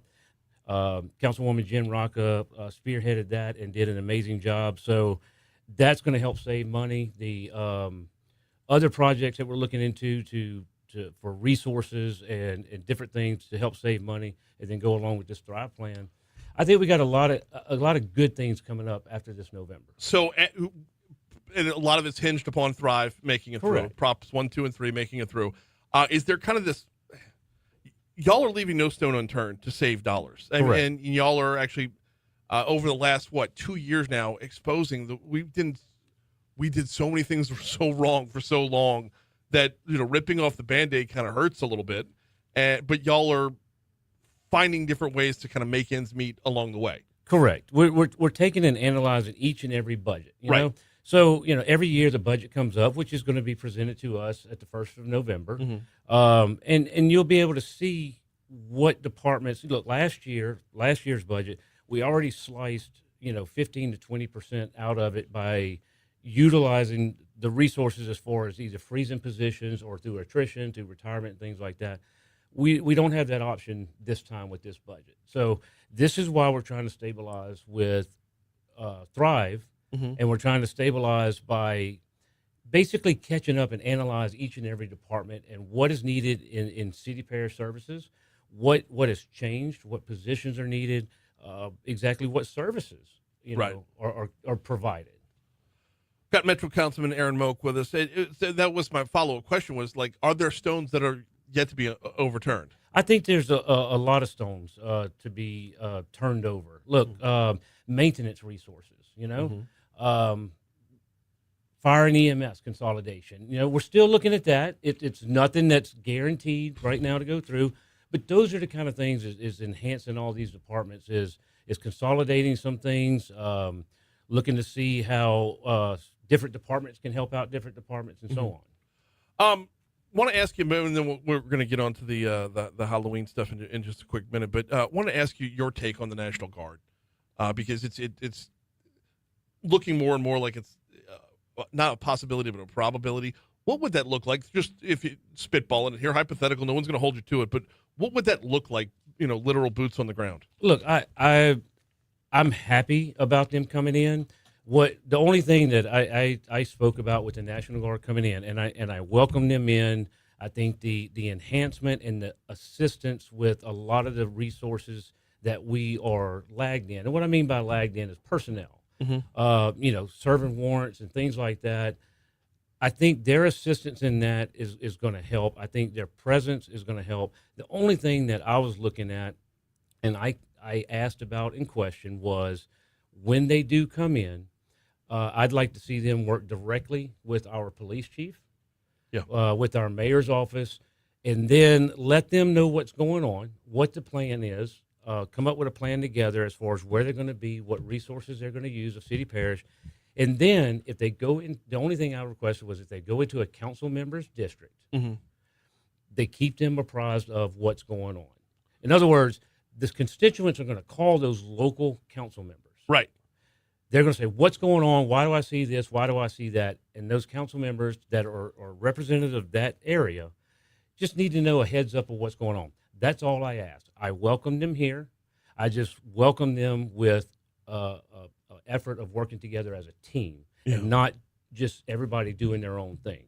So, and I mean, I may be way off on this, but like when you look at the possibility of National Guard going to New Orleans, I think we all immediately think like troops protecting the French Quarter. You have a definitive perimeter with which that they can look after, right? Correct. We don't have that here in Baton Rouge. It's going to be different here. I'm glad you brought that up because I've said that several times with them coming in, and look, that's one of my questions is where exactly are they going to go? Right. But I think with Baton Rouge, it may not be directly where they're going to go to, but yet assisting with the resources of our local departments and everything else. I brought up the warrants a while ago. Yeah. These officers go out to these places, they knock on that door, and they don't know what's going to happen. That's right. They go into certain areas to do that kind of thing. We have specific areas that not necessarily for crime, a specific crime or whatever, but there might be an area that has been looked at and targeted for a long time because of investigated because of things that are going on as far as, I don't know, maybe a drug house or something. Right. It's not something that's out there open in the public, but yet they know what's going on. They've been investigating. Maybe they can help out with resources to get that taken care of. Any kind of gang stuff or whatever. I just think that's where they're going to help out the best here. I don't think it's a matter of saying this intersection, go here, go here, go here, and just stay and hang out in that area. Now, let's bring that back around to last Saturday night on LSU's campus. That would be a very definitive, like, is correct. And just as Chief Paul used to use the term force multiplier. Right. That term stuck with me. They would be a definitive force multiplier to help out Chief Morse and BRPD. But every conversation I've had has been revolved around they would help out, not. Okay, we just went through the 20th anniversary of Hurricane Katrina, right, and all the documentaries and everything, and you saw the National Guard troops, guns in hand, right, in the back of trucks, looking like a military takeover. Like, this is not that. That correct. Perception of that is, I think, ingrained in people's minds, but that's not where we're going. Yes, I agree. That is what I want to see, the perception of what they're going to do. Mm-hmm. And I think if we can get that message out there that they're here to assist us, or yes, they will come in and assist us, then it'll be great. Just like with the LSU games and the Southern games. Right. That's a specific area that during that time, I think maybe that wouldn't have happened this weekend. It sucks what happened. Yeah. And it was off campus, but it did happen. Right. And if that's the kind of stuff that we can specifically look at and look into for special events and all, come on in. I welcome you. Help out our officers. All right. So speaking of getting the public together, starting tomorrow, we got a festival coming. Sure do. We have the 1031 Consortium has the FIFA Halloween Festival, and it's our 15th year. Okay. We are going to start off. Look, this is it's a adult and kids event all throughout the thing. We have different adult events. We've got kids event, kids area, and stuff like that. But like tomorrow night, we start off with a pub crawl downtown. Okay. And it starts off at 6:00. We've got multiple bars and venues and restaurants that are involved in that, and we'll go from place to place. They'll have special drinks for us. We have a costume contest. We can make everybody up. It's just going to be a great time downtown. And look, I welcome everybody downtown for a safe and fun event. Okay. That's what's going to start off with. So that's the zombie pub crawl. That is the zombie pub crawl. Okay. Correct. Then we roll into the next day. Now, this is going to be on LSU's campus at the Lott Cook Center. All right. We have the Halloween ball. Okay. Now, you think a Mardi Gras ball is fun to dress up and you put the suit and tie on and do yourself up in all the elegant evening gowns. Yeah. Live band, food, everything else. We'll take that and triple it. It's like a Mardi Gras ball to me on steroids because you get all the elegance and dressing up and everything in a costume. I don't know if elegance is the right word there. I'm looking at some of the costumes on the website. This is people put a lot of time into those. This is why. So you compare it to Mardi Gras when the Mardi Gras Indians put that effort into their costumes. There's similarities. Well, here. yes, the participants on the stage and everything else. Yeah. It really is a lot of fun. It's a great event over at the Lott Cook Center. We recognize the king and queen and the grand marshal of the festival that's coming up. We've got a live band, Petty Betty, and I've seen them play at several events. And look, they play the genre all the way from the 60s to a song that was released yesterday. Okay. So come out and join us for the Halloween ball. If we've got tickets still available, you can check on the website at 1031 Consortium. Mm-hmm. Now we get into the day of. And what we have is a 5K fun run. Yeah. And a pumpkin run for the kids. Okay. So during this time, and also after that, we have an arts market. And we have a whole area set up for festival. Vendors can sell stuff. We have a kids area. Let's get this back around here. All right. Yeah, there you go. We have a kids area, face painting, pumpkin carving contest, costume contest. So it's a whole day downtown that is fun for the whole family. Okay. Next, we roll into, to top it all off now, Right. we have an actual Halloween parade this year. And 4 yes, p.m. the parade is rolling. Yes. We are having a parade in Baton Rouge downtown. Was this called into question? Huh? Is it? Well, there's been a lot of questions about whether parades would roll and stuff like that. Okay. And through the goodness, we were prepared for it, kind of prepared for it this year and ready to go. Next year, we'll see what happens and where it goes. Okay. We have to deal with that as it comes. But that is the FIFA Halloween Parade, and I am honored this year to be the Grand Marshal. Okay. I've been a part of this organization for several years. I've helped them out with different things, and it was an honor to be asked to be the Grand Marshal, and I'll be right there out front. We have our king and queen of the court that'll be on their floats, but we also got several other council members that'll be riding with me. So come on out and see everybody and have a good time. Okay, so I've got to ask, what are you going to be costumed as? So we are being costumed as pirates. So imagine the pirates in Pirates of the Caribbean. Yeah. That they step out into the light. Okay. And they change. It's kind of a scary, it's the theme is what lies beneath. What lies beneath the wicked waves? The wicked waves. Yeah. So imagine the pirates coming up, the ship coming out of the sea, and the pirates, and they change at different times and so on. That's what we're going for. So I think it'll be a wonderful time. Look, and I also want to tell you, one of the big things with this group is also about giving back to the community. Mm-hmm. And this is what really I work with a lot of organizations, and I especially love organizations that work with kids and give back to kids organizations. But every year we give out thousands of costumes, and this year we'll be doing it at Donaldsonville at the Wagaspack Center. That'll be on 10/25, so October 25th. We'll be giving out costumes there, and we'll be giving out costumes at the Goodwood Library on 10/26 also. So if you know any child, whether it's in need or they just want to find a unique costume or they want to get help with dressing up or ideas or things, come on out and we'll help you get ready for Halloween. Very, very cool stuff. He is Metro Councilman Aaron Moak. He's Grand Marshal Aaron Moak. Always appreciate the time. Thanks for stopping by. Thank you. We're at 7:30 at Talk 107.3 FM. Listen, we're a couple seconds late for ABC News. Just dive right in. Sorry about that. I ran us long there. I think Thrive's going to be okay. God, I hope so. There's so much left to... Off the books, tell you something?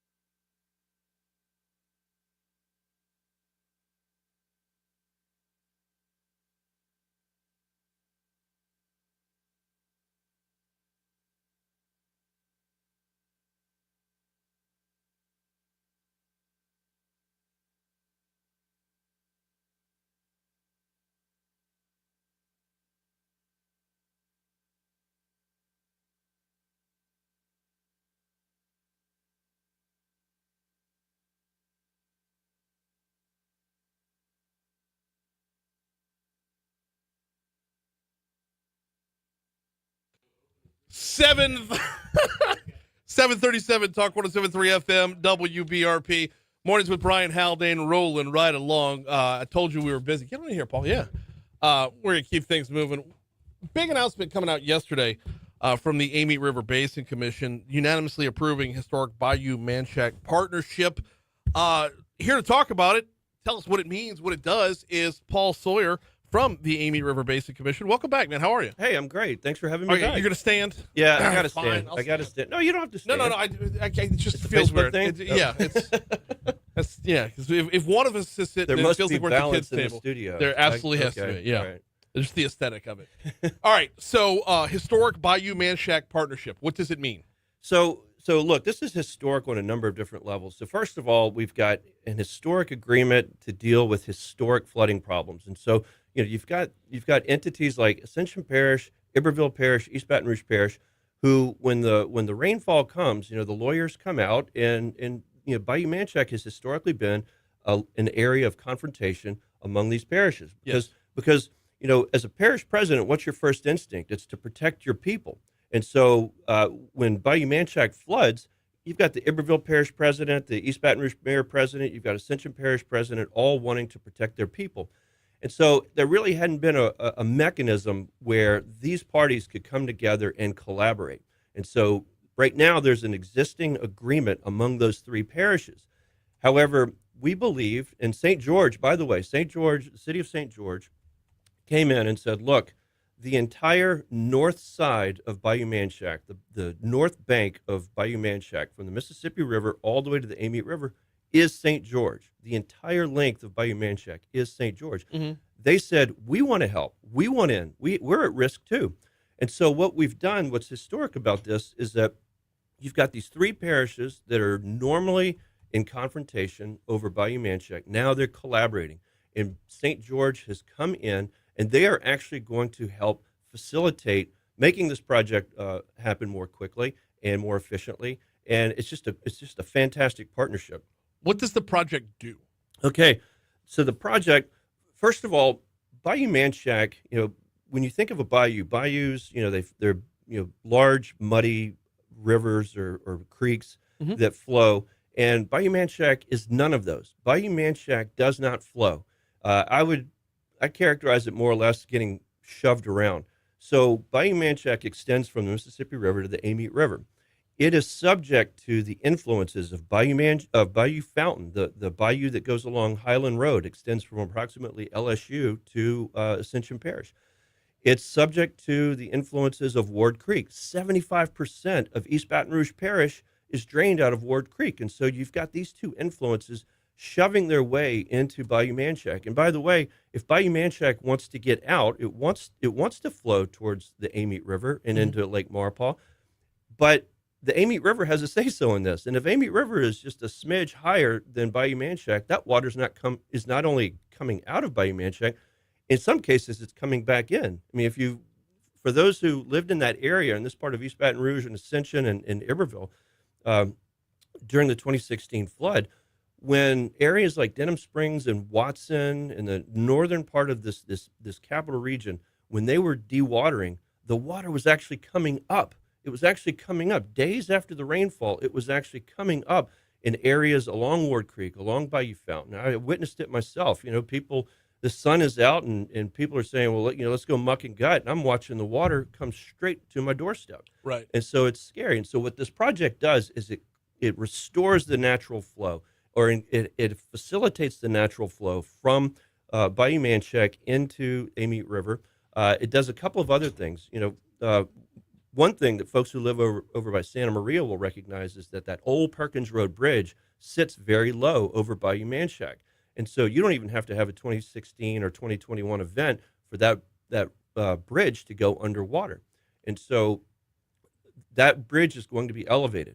One other partner in all of this, so we've got a lot of projects going on here. One other partner in all of this is the Pontchartrain Levee District. So Bayou Manchac is going to be crowded. Pontchartrain Levee District is working on similar channel improvements, and they are also the one that's going to elevate the Perkins Road Bridge. Imagine them doing work from approximately the Mississippi River to I-10. And then imagine the Amite River Basin Commission through East Baton Rouge Parish, Iberville Parish, Ascension Parish, and St. George doing all of the work from approximately I-10 to the Amite River. And so you've got a lot of project work that's taking place. Pontchartrain Levee District is standing alone. We are working through the Amite River Basin Commission and our member parishes to do the other work. And one last thing that's pretty interesting about the work that we're doing here is that, as I mentioned, Bayou Manchac gets shoved around, and that water kind of wants to shove from the west to the east, from the Mississippi River direction to the Amite River. Mm-hmm. Ward Creek is actually pointed the wrong way. Ward Creek, when it comes out into Bayou Manchac, it's pointed towards the Mississippi River, which causes great sediment buildup, which we plan to remove.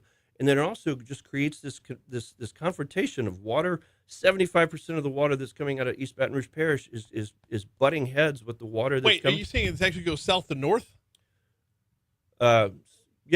Okay, because yeah. I mean, Bayou Manchac is primarily east to west. Correct. Or west correct, east. Correct. And so, but when Ward Creek comes down, it's essentially perpendicular to the Bayou Manchac. When it comes down, it wants to point towards the Mississippi River. The Bayou Manchac wants to flow from the direction of Mississippi to Amite, but Ward Creek wants to send that water towards the Mississippi River. It creates conflict there. We are going to realign it so that it wants to go towards the Amite River. So Ward Creek will, and this is over by the Breck Park State Capitol or State Fairgrounds area. Yeah. Over by Airline. So we're going to reconfigure that, realign it so it wants to point in the correct direction of where that water wants to flow. Does that mean completely? I mean, that means New Creek, right? I mean, you have to create New Creek bed for that. Yeah. Oh, no, and look, we're it's a heavy load. Well, what's really good about this, and I hope people are going to enjoy this, is that we're working with Breck. Pontchartrain Levee District is going to pitch in on this as well. We're working with PLD, Breck, and all of these parishes that I've mentioned. And what the result is going to be not only a new alignment that's going to allow this water to flow in the correct direction, Mm-hmm. but it's going to create recreational opportunities at that Breck Park. Kayaking, paddling, it's going to present an opportunity for people who are interested in getting out on the water to get into the water. We're going to, it'll be a terraced configuration so that folks can get into slack water, calmer water, and then just gradually paddle. And look, feasibly, you could paddle from Bayou Manchac all the way to the Wrigley's. I mean, that's physically possible. I wouldn't recommend it, but a lot of people will go down Bayou Fountain. They'll put in at the Highland Road Park. Yeah. They'll go down Bayou Fountain and go down Bayou Manchac and take it as far as they can. Sometimes they'll go to the Amite River. Once you get in the Amite, I'd be careful. But yeah. The Amite is big enough to warrant being careful for sure. Yeah. In the meanwhile, though, this is what kind of dollars are we talking about to get this project done? So we have dedicated $30 million to this project. So our portion of this is approximately $30 million. Pontchartrain Levee District is still designing theirs. I think that their budget of all the different components that they're working on, I think it's approximately $20 million. Okay. So we have this money. We are in the design phase right now. St. George is helping us with the modeling. What is modeling? Modeling helps us determine if a project design works, how it will work. Will this project produce the results that we want? Is it going to create adverse impacts? And that modeling allows us to redesign and reconfigure so the project works as efficiently as we want it to and as designed. You'd mentioned 2016 flooding, and you mentioned 2021 as well. Walk me through. And by the way, Paul Sawyer is our guest. He's with the Amite River Basin Commission, heading that up. They announced yesterday this huge partnership, the Bayou Manchac partnership. I'm struggling with the memory on this one, but wasn't there a big fight between EBR and Iberville about damming up, or have they had bladder dams out?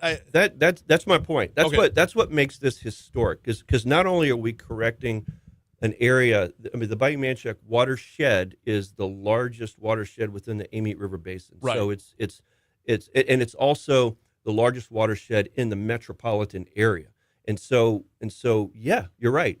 That's what I mean. I thought I remember, like when Sheriff Weston Broom was in a fight with the Iberville Parish president. absolutely, but in their defense, without a mechanism to bring them together to collaborate, their first instinct, a parish president's first instinct, is to protect their people. And so that's what they did. Without a mechanism or without a path forward, they protect their people, and that's what happened. And it has happened not just 2016 and 2021. I mean, this is a recurring theme over and over. And look, by the way, Bayou Manchac, since before the United States was a country, this was an international line. This is where France and Spain and England and the new United States all met. Bayou Manchac. Really? That was the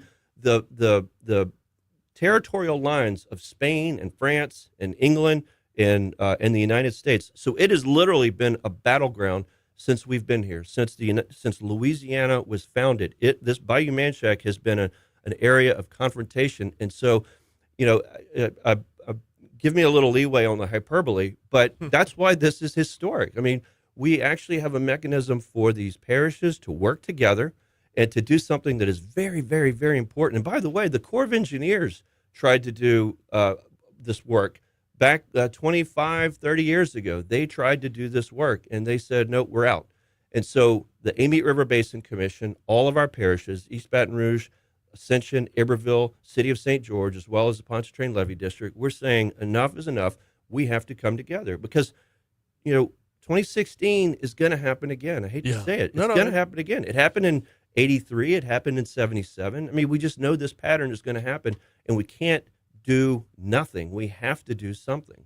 Timeline it for us. What do we look at? If everything runs to plan, what does this look like to have everything flowing in the right direction? Sure. St. George is figuring that out right now. Okay. So St. George is modeling it to make sure that it does what it says we need it to do. We may have to redesign it, which is okay. We have to do something. And so, I would argue that it would take, probably 3 years. 3 years, and that may be ambitious, but you've got a lot of parties working in an area that, frankly, has not been touched. Except for some clearing and snagging by the parishes a few years ago, it has not been touched in a meaningful way since Andrew Jackson dammed it up in the War of 1812 so that the British could not use Bayou Manchac as a backdoor, which is a true fact. So I was not ready for the history lesson to go along with it. I saw the word unanimous, and I thought that was historical in itself. But anyway, it's I greatly appreciate the update. He's Paul Sawyer from the Amite River Basin Commission. Appreciate you stopping by. You bet. Thank you very much. 750 Talk 107.3 FM. Here's your money now. Yeah, as I was reading this, I was remembering, like, when I got the press release yesterday, I was like, I remember there being like a really big fight between. Remember? They hit the bladder dams. They had the bladder dams out there. There's backing water up in East Baton Rouge Parish. And Iberville was like, we have to take care of our own. And Sharon's like, no, you're jamming us up. And like, I saw both sides of it, to be sure, but it's like, yeah, I get why you want to do what you do, but there's consequences to that upriver. I never really realized until I started looking up yesterday. So Bayou Manchac doesn't just run west-east, but it goes slightly north as well. Yeah. This is contrary to everything I've learned about. And look, people, it's actually a scenic waterway. In Louisiana, there's a list of legally protected waterways, and Bayou Manchac is one of them. And I got to tell you, Bayou Manchac is neither scenic nor is it a bayou. I mean, it is, and I say this with respect to anybody who loves Bayou Manchac. I love Bayou Manchac, but it's a ditch. It's a ditch because it doesn't control its destiny. It is subject to influences from East Baton Rouge Parish. It's subject to the Amite River. And by the way, I didn't mention all of this flows into Lake Maurepas, which is subject to the tides. That's a tidal lake. Well, because it spills over from Pontchartrain. Livingston Parish, Ascension Parish, and St. James, which are three in our, or really any parish on Lake Maurepas, any parish on Lake Pontchartrain is considered a coastal parish. So, for example, Livingston Parish is no different than Vermilion. They are both subject to tidal influences. And so these are all the dynamics you've got going on right here. And so, how do you get water out of Bayou Fountain, for example? You got to pray that the water's flowing from Bayou Fountain to Bayou Manchac. You got to pray that Bayou Manchac has a clear path into Amite River. You got to pray that the Amite River can get into to Lake Maurepas, because if Lake Maurepas is a little bit higher, then that's a wall. And God forbid there's a southerly wind blowing and making that even worse. So anyway, it's as a history buff, I'm actually pretty. I'm pretty, curious about pretty the rest of jazzed the history about it. behind it. That's cool stuff.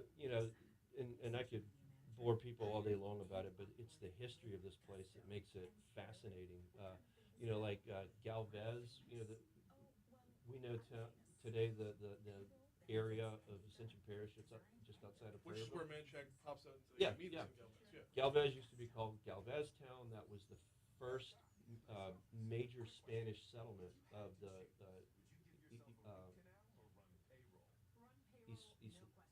Eastlandos or Eastlaneros, the Spaniards from the Canary Islands. Okay.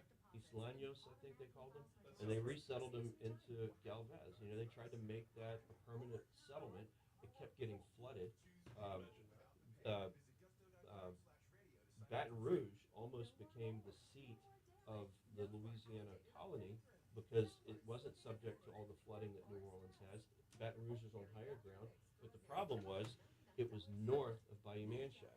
You remember that Thomas Jefferson sent his guys over to France to negotiate with Napoleon. Thomas Jefferson wanted what's called the Isle of Orleans, not Louisiana. The Isle of Orleans, it's an imaginary island, but if you imagine New Orleans, you've got the Mississippi River water, you've got Bayou Manchac water, you've got Amite River water, you've got Lake Maurepas, Lake Pontchartrain, Lake Bourne, Gulf of Mexico, in the river, and so the French called it the Isle of Orleans, and that's what. Anyway, I'm killing you already. No, I nerd out on this stuff. It's fascinating.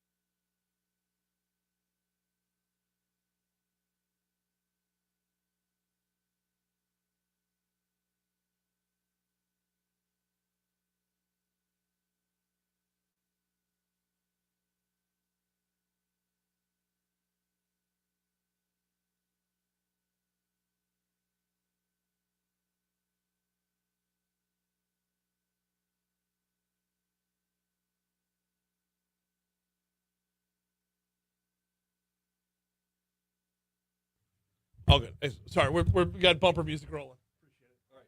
Y'all up in 5 minutes, all right? 7:56, Talk 107.3 FM, WBRP. Mornings with Brian Haldane rolling right along. We're running long, so let's dive right in. It's time for This Day in History.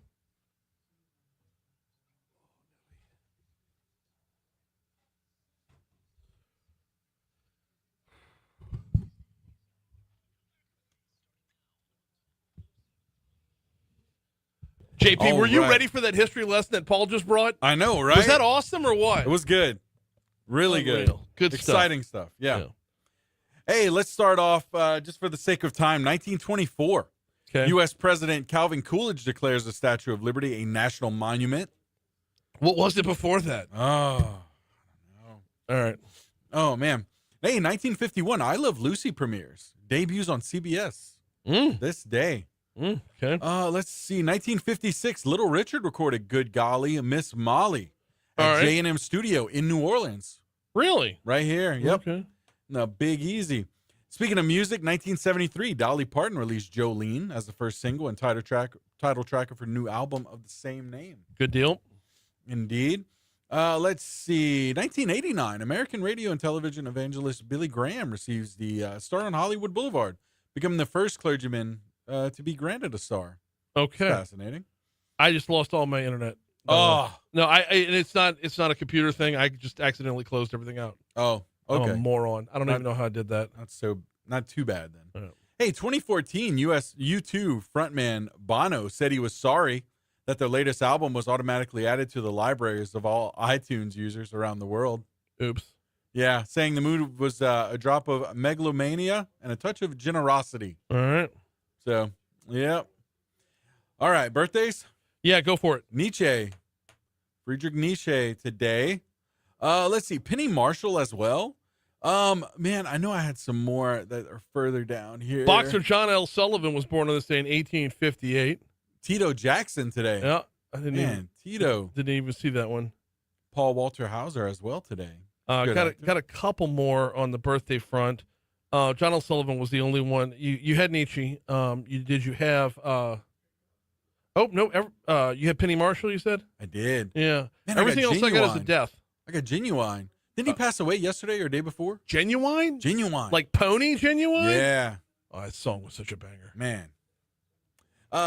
Yeah, deaths. Go for it, quick. Paul Allen, who was the co-founder of Microsoft. Yep. Suzanne Summers as well today. Oh, no. And Cole Porter. And well. Carlo Gambino. All right. Yep. As far as international days, oh, man. I Love Lucy Day? No, we don't want to go with that. National Expense Report Day? No. No. No. In honor of Breast Cancer Awareness Month, what about National Bra Day?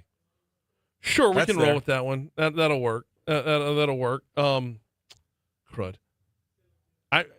Something's wrong with my mouse. Oh, no. Yeah, I'm just closing things left and right for no reason. Yeah,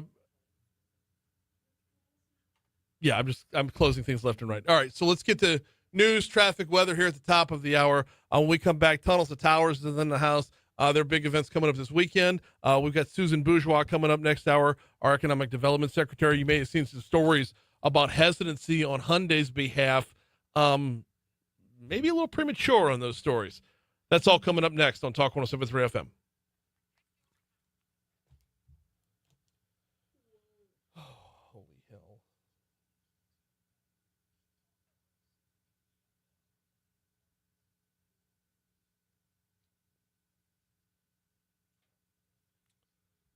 All right, I'm going to move over one. All right, we got y'all up here. Yes, ma'am, after news. Good morning, sir. Good morning. How's basketball going with your girl? Really, really well. We're at St. Alphonsus tonight. Did you? And, it's finally calming down. So, we're at that point of the season where everybody who is in Our Lady of Mercy or St. George says we're tired of getting our asses beat by Our Lady of Mercy and St. George. We have our Halloween Hoops tournament coming up, not this weekend, but next weekend at Mercy. And on the 8th grade level, it's looking like it's down to just 2 teams. Everybody else has failed. Mm-mm. Sure you do. 7th graders do. The 8th graders. We'll call off the dogs for sure. Right. They'll press up by 30. So your daughter's in 8th grade this year? So you're looking at high schools. We're done looking. Good. It's St. Joseph. She's starting to get a little 8th grade hesitancy, but, They all do that. St. Joe's the ticket. That's where my girls went. Mm-hmm. It was a saving grace. It was. I'm telling you, it came not when we wanted to or needed to, but I guess we needed it to, and not when we wanted to. Yeah. But it had to happen. They graduated college. They both graduated, and one's in masters, and it wouldn't be for St. Joe's. I do a commercial for them folks. If it wasn't for them, they wouldn't have. My girls wouldn't have got that far. That's the part. St. Joe's is a whole nother world, man. Miss Jan Breen is a monster. Yeah. Oh, she's a beast. Yeah. That's David Schroer's sister. David Schroer was good buddies, and I didn't know that was his sister. And when I needed it, that was one of them friendships you have. You don't know you're gonna cash in because you never know the connections. Oh, it is hard. Yeah. I will confirm her fear. I'll have her meet the twins. It's hard.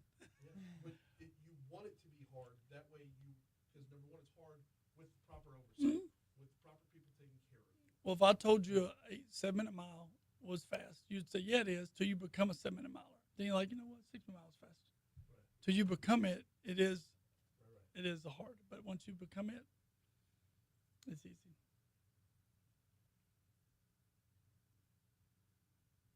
Went and ran a 5-mile race in Vicksburg this past week. I saw you won. Yeah, crazy, right? Fastest guy over 40. I never been awarded that ever. I showed it to Talon. I ran in 37 minutes, 37 and a half minutes. 5 That's miles. good. There was a 15-year-old, 18-year-old friend. I couldn't catch them, man. 36-year-old. They were so fast. I could see them. They just seem to get faster. God, Youth is on their to side. be young again, man. Youth is on their side. It's funny, man. Yeah, I never went. Like it was neat. Vicksburg, like I've never been to Vicksburg. It's kind of cool. It's a giant like Lake Charles. It's a lot of casinos. Mm-hmm. A lot of fancy casinos. Yep. It's an older town, but they got some cool like Civil War museum type stuff. It was pretty neat. Food, we had some rooftop bars one too. It was pretty fun. It was pretty neat. Race director. Oh, well, you can just say ambassador for the foundation. Yeah, that's fine. She got a parking spot. She got a plaque. She gets I know. Every now and then they fly me up about once a month to go and. Well, I told you we'd have influx. Had the guy call this morning about chili. Had Zach call 2 nights ago about registering for the race. I'm like, it's never too late. No, we'll take a chili. Yeah, I seen the rules again. It's my vet chili team. Well, as long as you send him the rules, I don't care. He was going to not be able to make it. They were going to Dallas, but then Dallas bailed out. Now they're free. And they're like, maybe we want to come cook. I said, okay, well, here's the rules. Like, Do it. Whatever. I know I had friends that were going to be out of town. They're like, we're not going anymore. Well, come on, do the race. Mm-hmm.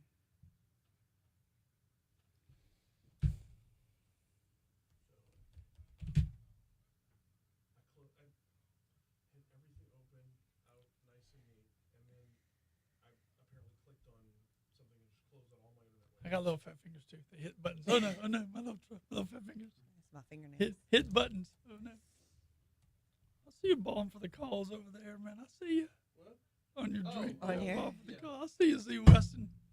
Always, man. Always. We got that. We're going to do a cool event I'm going to bring to you here shortly. I'm working with the Blind and Deaf School. You're about to hear about a cool tournament coming on with some blind and deaf kids. That's We're really neat. with Z West. So instead of doing softball and basketball, we're going to do what they call goal ball. You ever heard of goal ball? It's what vision impaired kids play. It's like a combination of foosball and soccer. Interesting. Mm-hmm. It's kind of neat. It's kind of cool. But they got 2 teams here that qualify for it. Well, yeah. But imagine being blind kids, like vision impaired kids on the court. They throw a ball that has bells in it toward the other side, and you got to block it. Yeah. It's an Olympic sport. I'm going to have to visually we see qualified this for to nationals, so we're going to Austin, Texas. Like we're going to help them raise some money and do some things. Are we in? Is it? Oh, shit, it's an intro already. Okay. Oh, and so I looked up after the last time you were on. You work with Jason. I do. Over the phone. Yeah, I do. Love partner. So we partner up every session, and I bring Jason on every Thursday. He is probably the smartest guy I've ever talked to. Yeah. Like, guy's just brilliant beyond compare. I forgot to tell you that the last time. He does come on here a lot. Yeah. In fact, we owe y'all money. Oh, do we? Y'all overpaid. We're taking checks. So. Well, I'll take that check and bring it right back if you need me to. I've been meaning to call Jason and be like, what do you want us to do with this money? I'm the collector. I'm here. I'm the muscle. I will bring it today if you need me to. I'm head there after this. 806, Talk 107.3 FM, WBRP, Mornings with Brian Haldane, rolling right along. Hour 3 coming your way right now. We are all the way up to 62 degrees in downtown Baton Rouge. Gotta love it. Gotta love this time of year.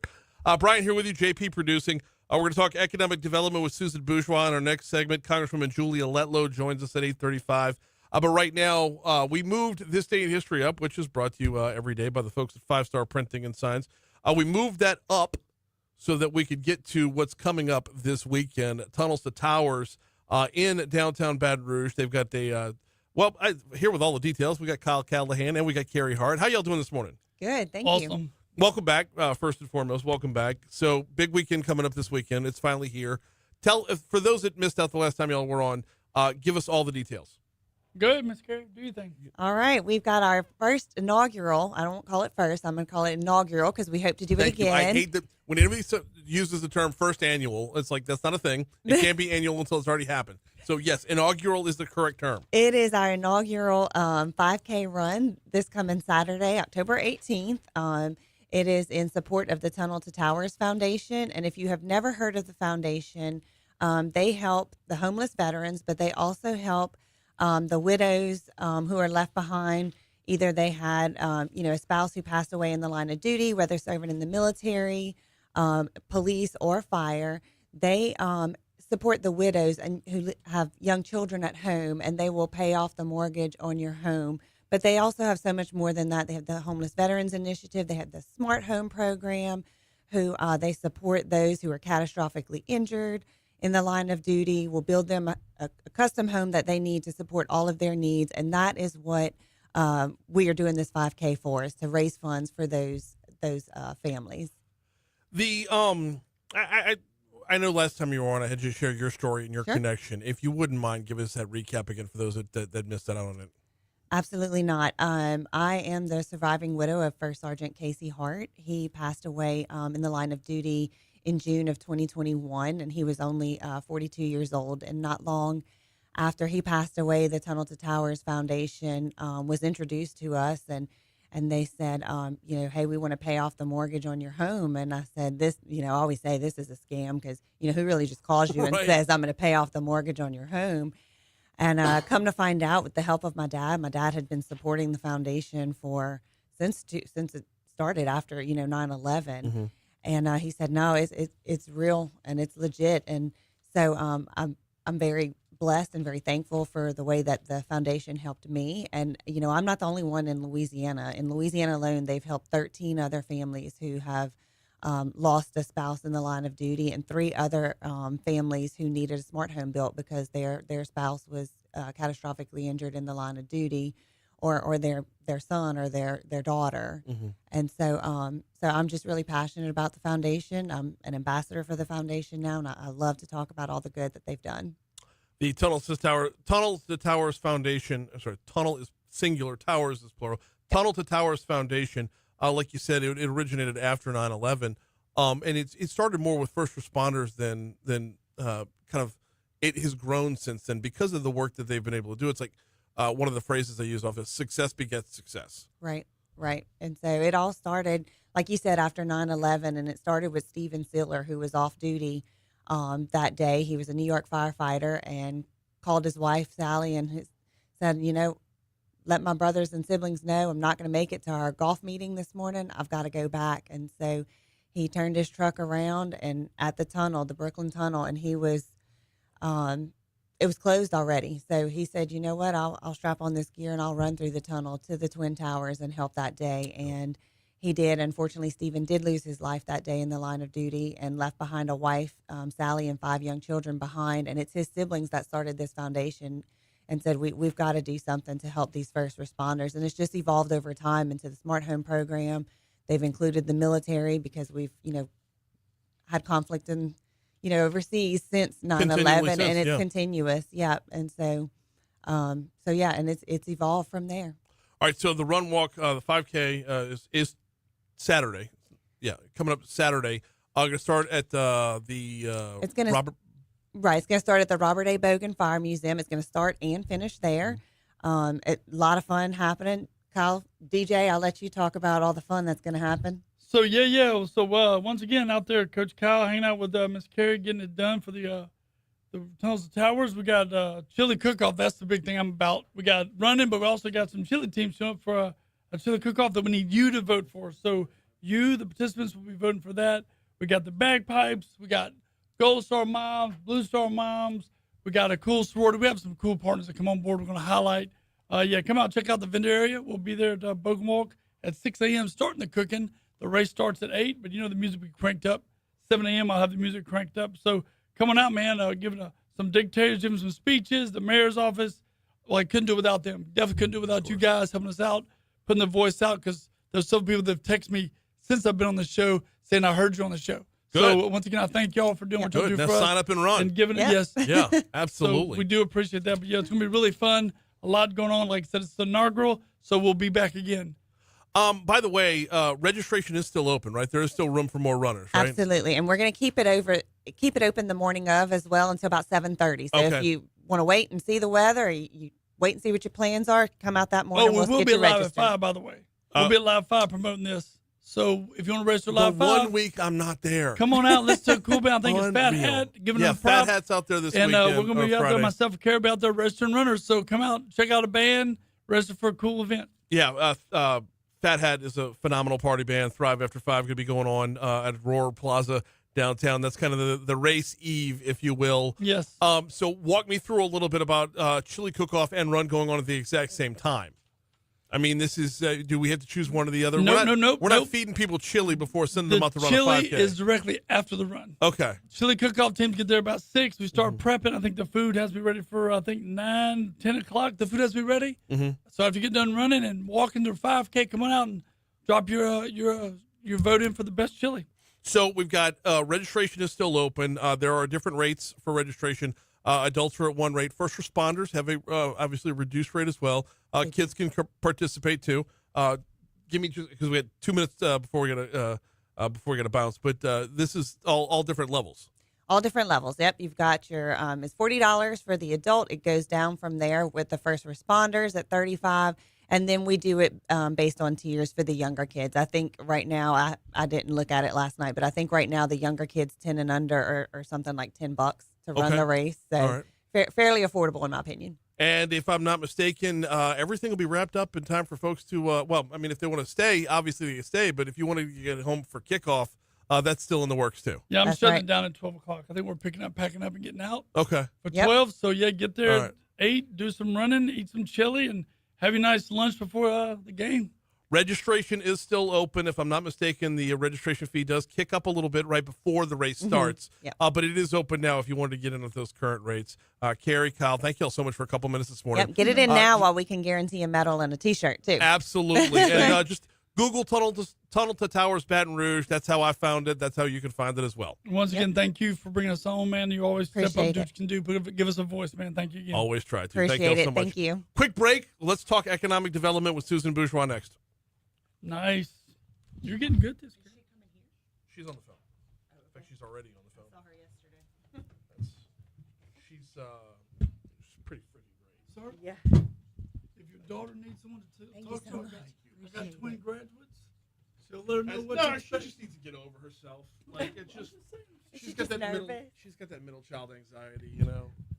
Like the oldest, nothing stands in the oldest way. She's well, you know, she's me in a teenage girl form. Like, which now that she's at Southern Miss, she's unbearable. Is that where she is? Oh my God, it's too much. It's like I never realized how awful I was to other people. Like just like, oh God, is that how I am? And Chris, my wife's like, yeah, a little bit. I'm like, oh God, no, I'll dial it in. I'll settle down. So Thank y'all again. living her best life. Sorry you're going to miss Thanks. Friday and Saturday, man. Do what? Sorry you're going to I miss know. Friday. But with 11 a.m. kickoff, I go in for pregame. Pregame starts at 9, and I got to get there an hour and a half before to get all the preps so the pregame runs smoothly. So yeah, Head yeah. is the head. I know. Thank y'all again. I appreciate it. Thank you, Carrie. Good to see you again.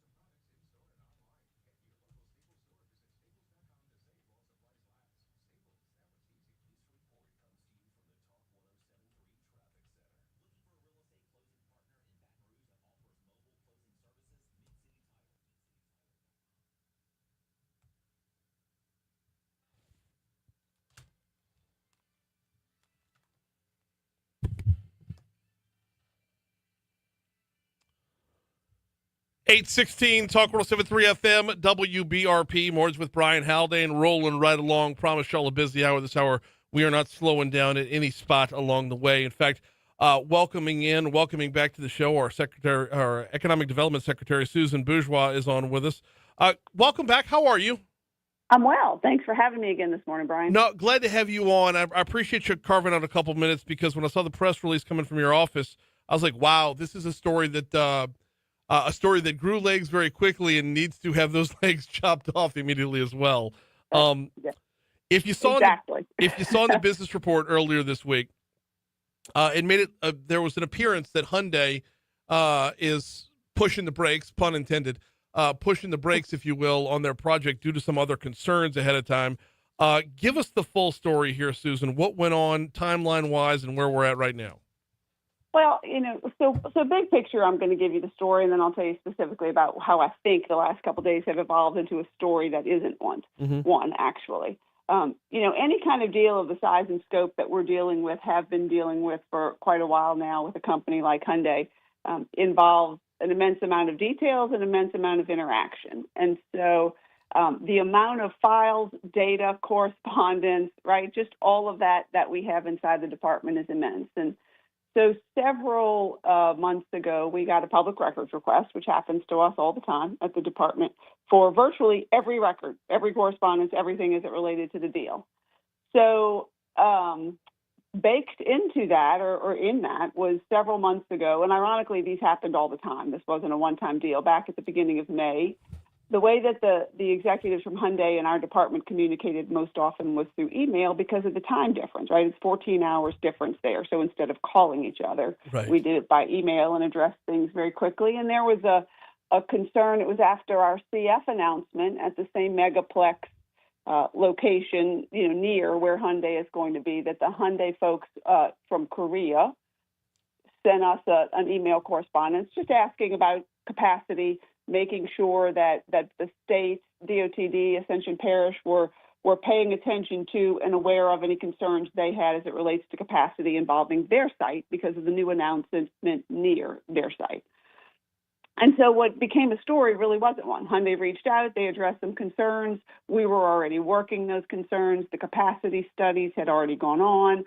I responded, again, via email, because that's how we communicated because of the time change, that we're moving forward. So fast forward 5-6 months now, whatever it is. Right. And then an email from May that never grew legs and was addressed immediately became a news story. So the good news, and this is sort of the net that I want everyone, certainly in the Baton Rouge area, to take away, is that, to be perfectly clear, the project remains totally active and is progressing on the exact same timeline outlined in the Cooperative Endeavor Agreement between the state and the company.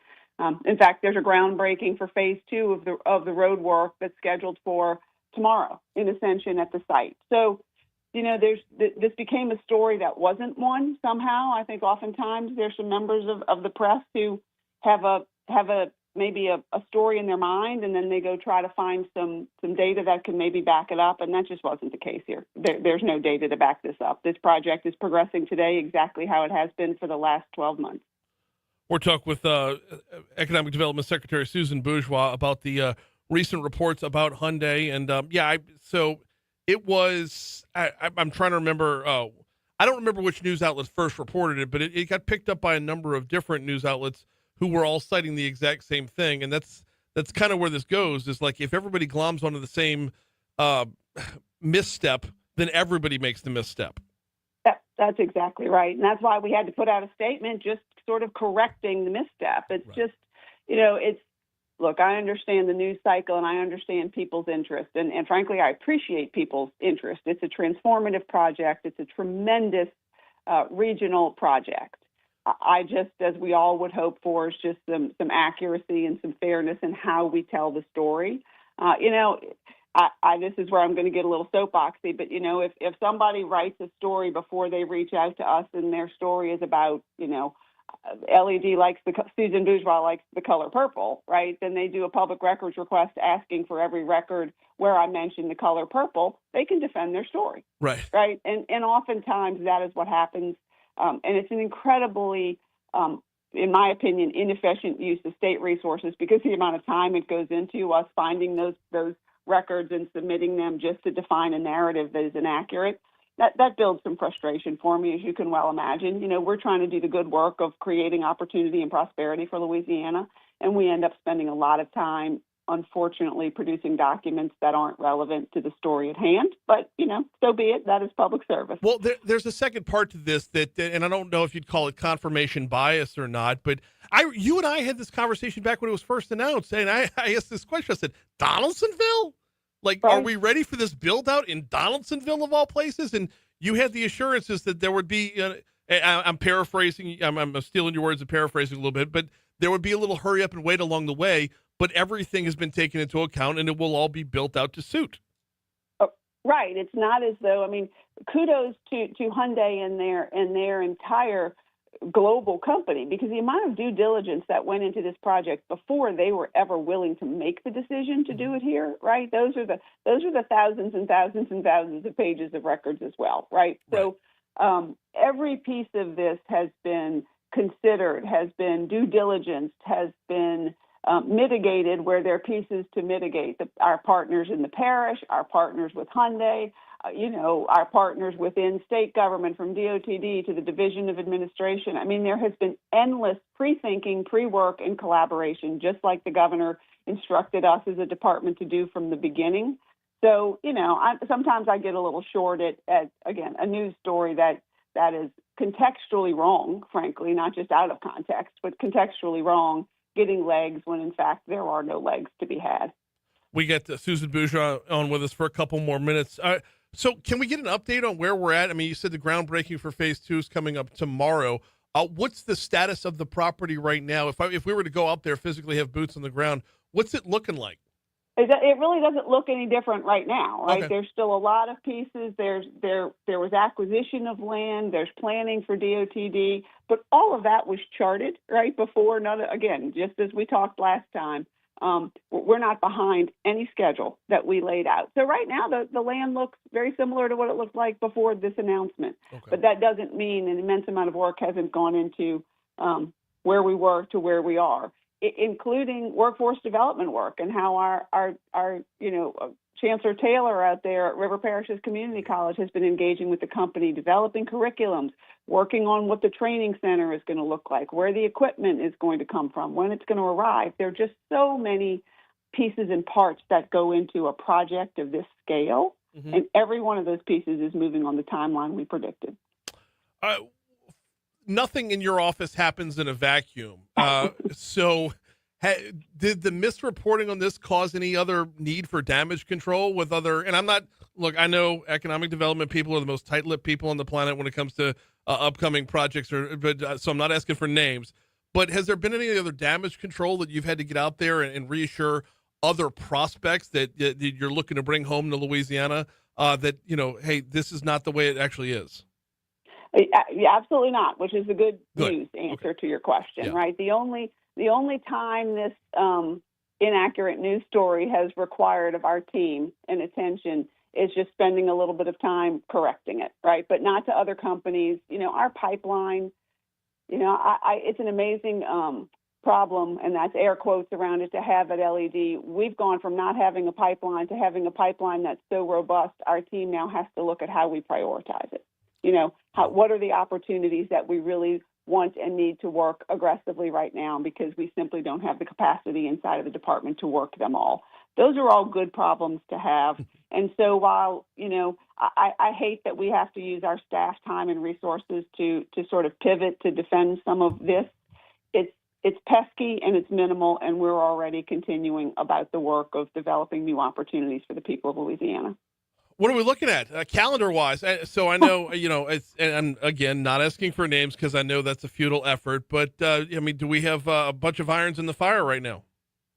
So, of course, I can't tell you timelines and I can't tell you names, but how about I tell you some numbers, because, my team does this for me and with me aggressively. Just a few days ago, I met with our business development team and asked them to take this big pipeline. And this is the pipeline that I'm about to share with you. These are real. These aren't things that might happen. These are the projects we're working. Mm-hmm. That number is upwards of 200. And so what I said is, we, in all effectiveness, we can't pay the same attention to 200. So show me the 25s. Okay. And they developed a list of the 25 that we believe we very much can win, 85% chance or above, and can go to final investment decision in the next 6 months. That pipeline of those 25 with those percentages I just shared with you is incredibly robust, represents billions of more dollars for Louisiana, thousands of more jobs for Louisiana. So I tell you, the governor is paying close attention to our workforce issues and making sure we're charting the needs and charting the cadence of when the real need for uptick in skills and upskills and frankly, talent attraction and all of that. It's a good problem to have when what you really need to pay attention to is making sure there are enough people in Louisiana to have all the jobs we're going to have. Our sister station, 104.5 ESPN, they talk recruiting all the time, right? And this to me is the direct parallel, except we don't get to know what 4-star defensive back you're going after. That's the only part that's different here. We don't get to see, who's coming in from what school where, as if, you had Ed Ogeron hammering the phones on the recruiting trail or I know he's not the coach anymore, but he was a recruiting superstar. So, but we see the similarities there. And one of those things that I'm always curious about is the folks that you're going after, the 200 or the 25 that you're going after. What are they looking for the most? Like what is drawing companies to Louisiana? Gosh, that is a great question. And I'll tell you, the one thing I consistently hear is first and foremost is they want to be in a place that wants them, right? And that means tax policy. That means regulatory environment. I use this quote often, and now I love it that our private sector partners are now echoing me, which is capital flows where it's treated the best, right? And so what they want is we have so many natural assets here in Louisiana that attract just from an infrastructure perspective, from the river to our pipeline to the existing legacy industry, physical infrastructure, our workforce, right? All that is just great fundamental foundational base. But when you overlay that with the tax reform measures that we've passed, with the educational gains that we've made, and with a regulatory environment that just continues to play, I call it whack-a-mole, right? Eliminating those barriers for success. It's free market and it's common sense. That's where they want to come, and that's where they want to spend their money. And all those things are coming together in Louisiana really remarkably.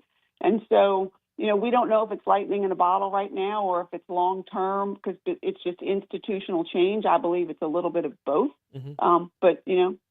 But we are, what's the farming saying? We are making hay when the sun shines. There's no arguing that Louisiana's making hay right now. Absolutely. We got about a minute left with Susan Bourgeois. Within that last minute, are there any snags we need to look out for? Like Louisiana is historically famous for getting in our own way. What do we need to avoid right now? Gosh, that's a great question, Brian. And I would say if this governor's administration and this existing legislature, and frankly even local governments that we work with all the time, if we're different, right? And so maybe what we need to avoid is going back to our old ways because right now it is different, and we need to keep it. We need that to be the new future Louisiana. We don't need to go back to the ways of the past of parochialism and to silos. And to political agendas that interrupt Louisiana's success. And right now, again, and I credit the governor, his leadership in that regard, and certainly the legislature right now, we are all pulling on the rope in the same direction, and it's working. Silos and Chicken Little, they can get in the way every single time. Exactly. In the meanwhile, I appreciate a couple minutes this morning. One of my those who listen to the show regularly know my favorite Mark Twain quote is, "A lie can get halfway around the world before the truth gets its pants on." So thank you for spending a couple minutes to help the truth get its pants on. Hey, thanks for you for wanting good journalism out there. Appreciate it, Brian. Always. Thank you so much, Economic Development Secretary Susan Bourgeois. Quick break, news, traffic, weather. Congresswoman Julia Letlow is up next.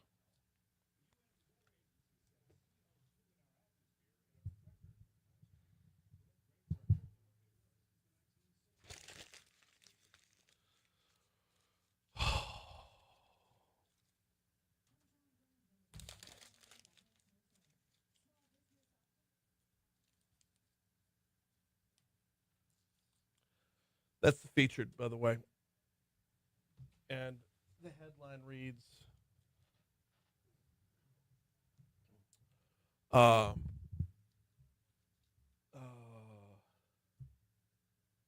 The Hyundai steel mill is 100% on track.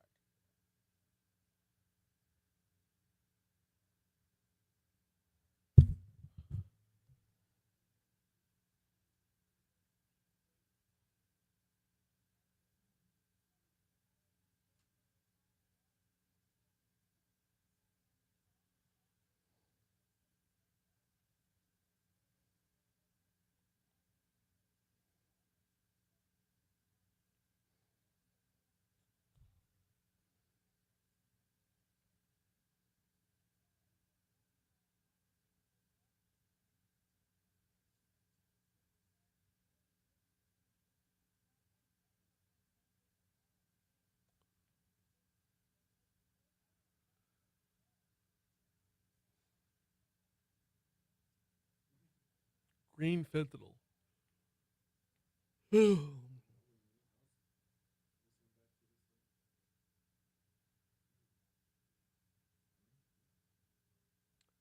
going to do it in the outside in.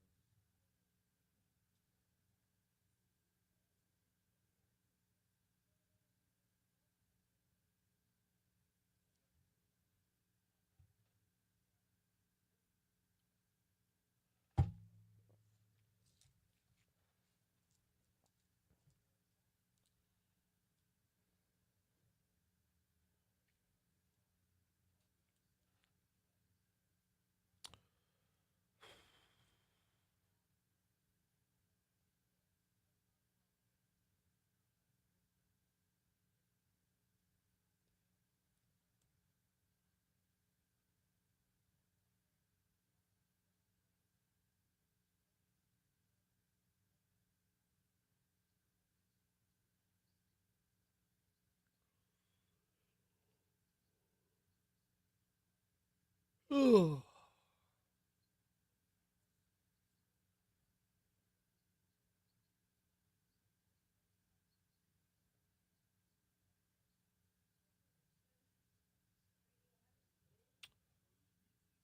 Hello.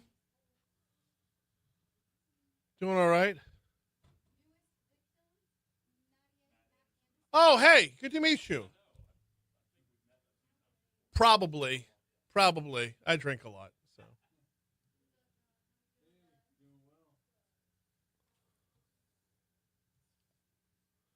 I need to squeeze in. Shit, I got to do 2 lives segment to get us out of here.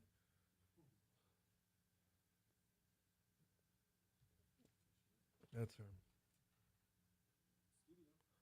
Come to me before weather.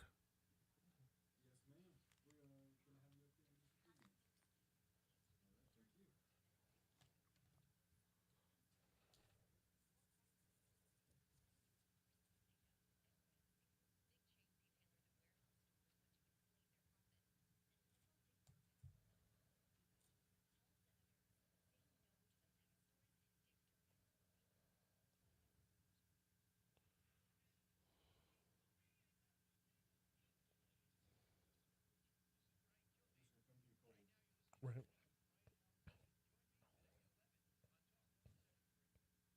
Printshop5.com. Printshop5.com. That's the website for 5-Star Printing and Signs. My guy Danny and his team over at 5-Star Printing and Signs.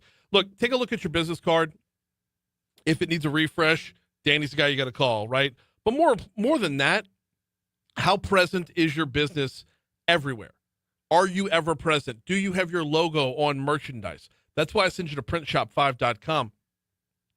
Slapping your logo on anything from, a thermal mug to a coffee mug to the koozies to whatever you want to find, they can help you out. And by the way, coffee cups, can holders, pens, magnets, golf tees, whatever. Printshop5.com is your home. If you wanted to collaborate with Danny and just kind of pick his brain a little bit, talk about where you can go and how you can get there, give him a call, 271-4096, 271-4096. Everything printed in your office, Danny can take care of and make it remarkable. And oh, by the way, vehicle wraps to boot.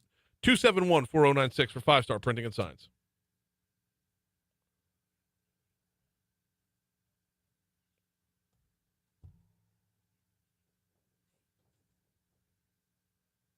This guy sounds like he's terminal.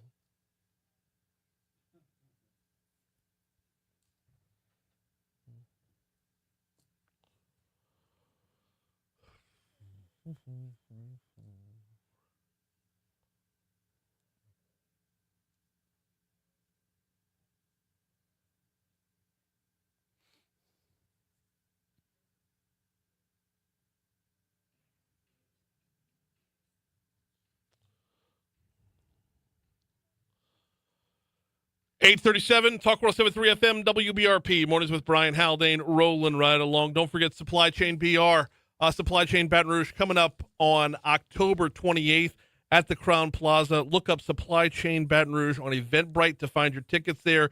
If your job in any way, shape, or form involves logistics, you know that the world is constantly changing. You know there's always new things to learn. And this is the 5th annual Supply Chain Baton Rouge Conference. You know that you're not going to get any more information, any better information than you're going to get at Supply Chain Baton Rouge. Like I said, look up for tickets and registration on Eventbrite. Just look up Supply Chain Baton Rouge. Joining us, it's time for DC Current.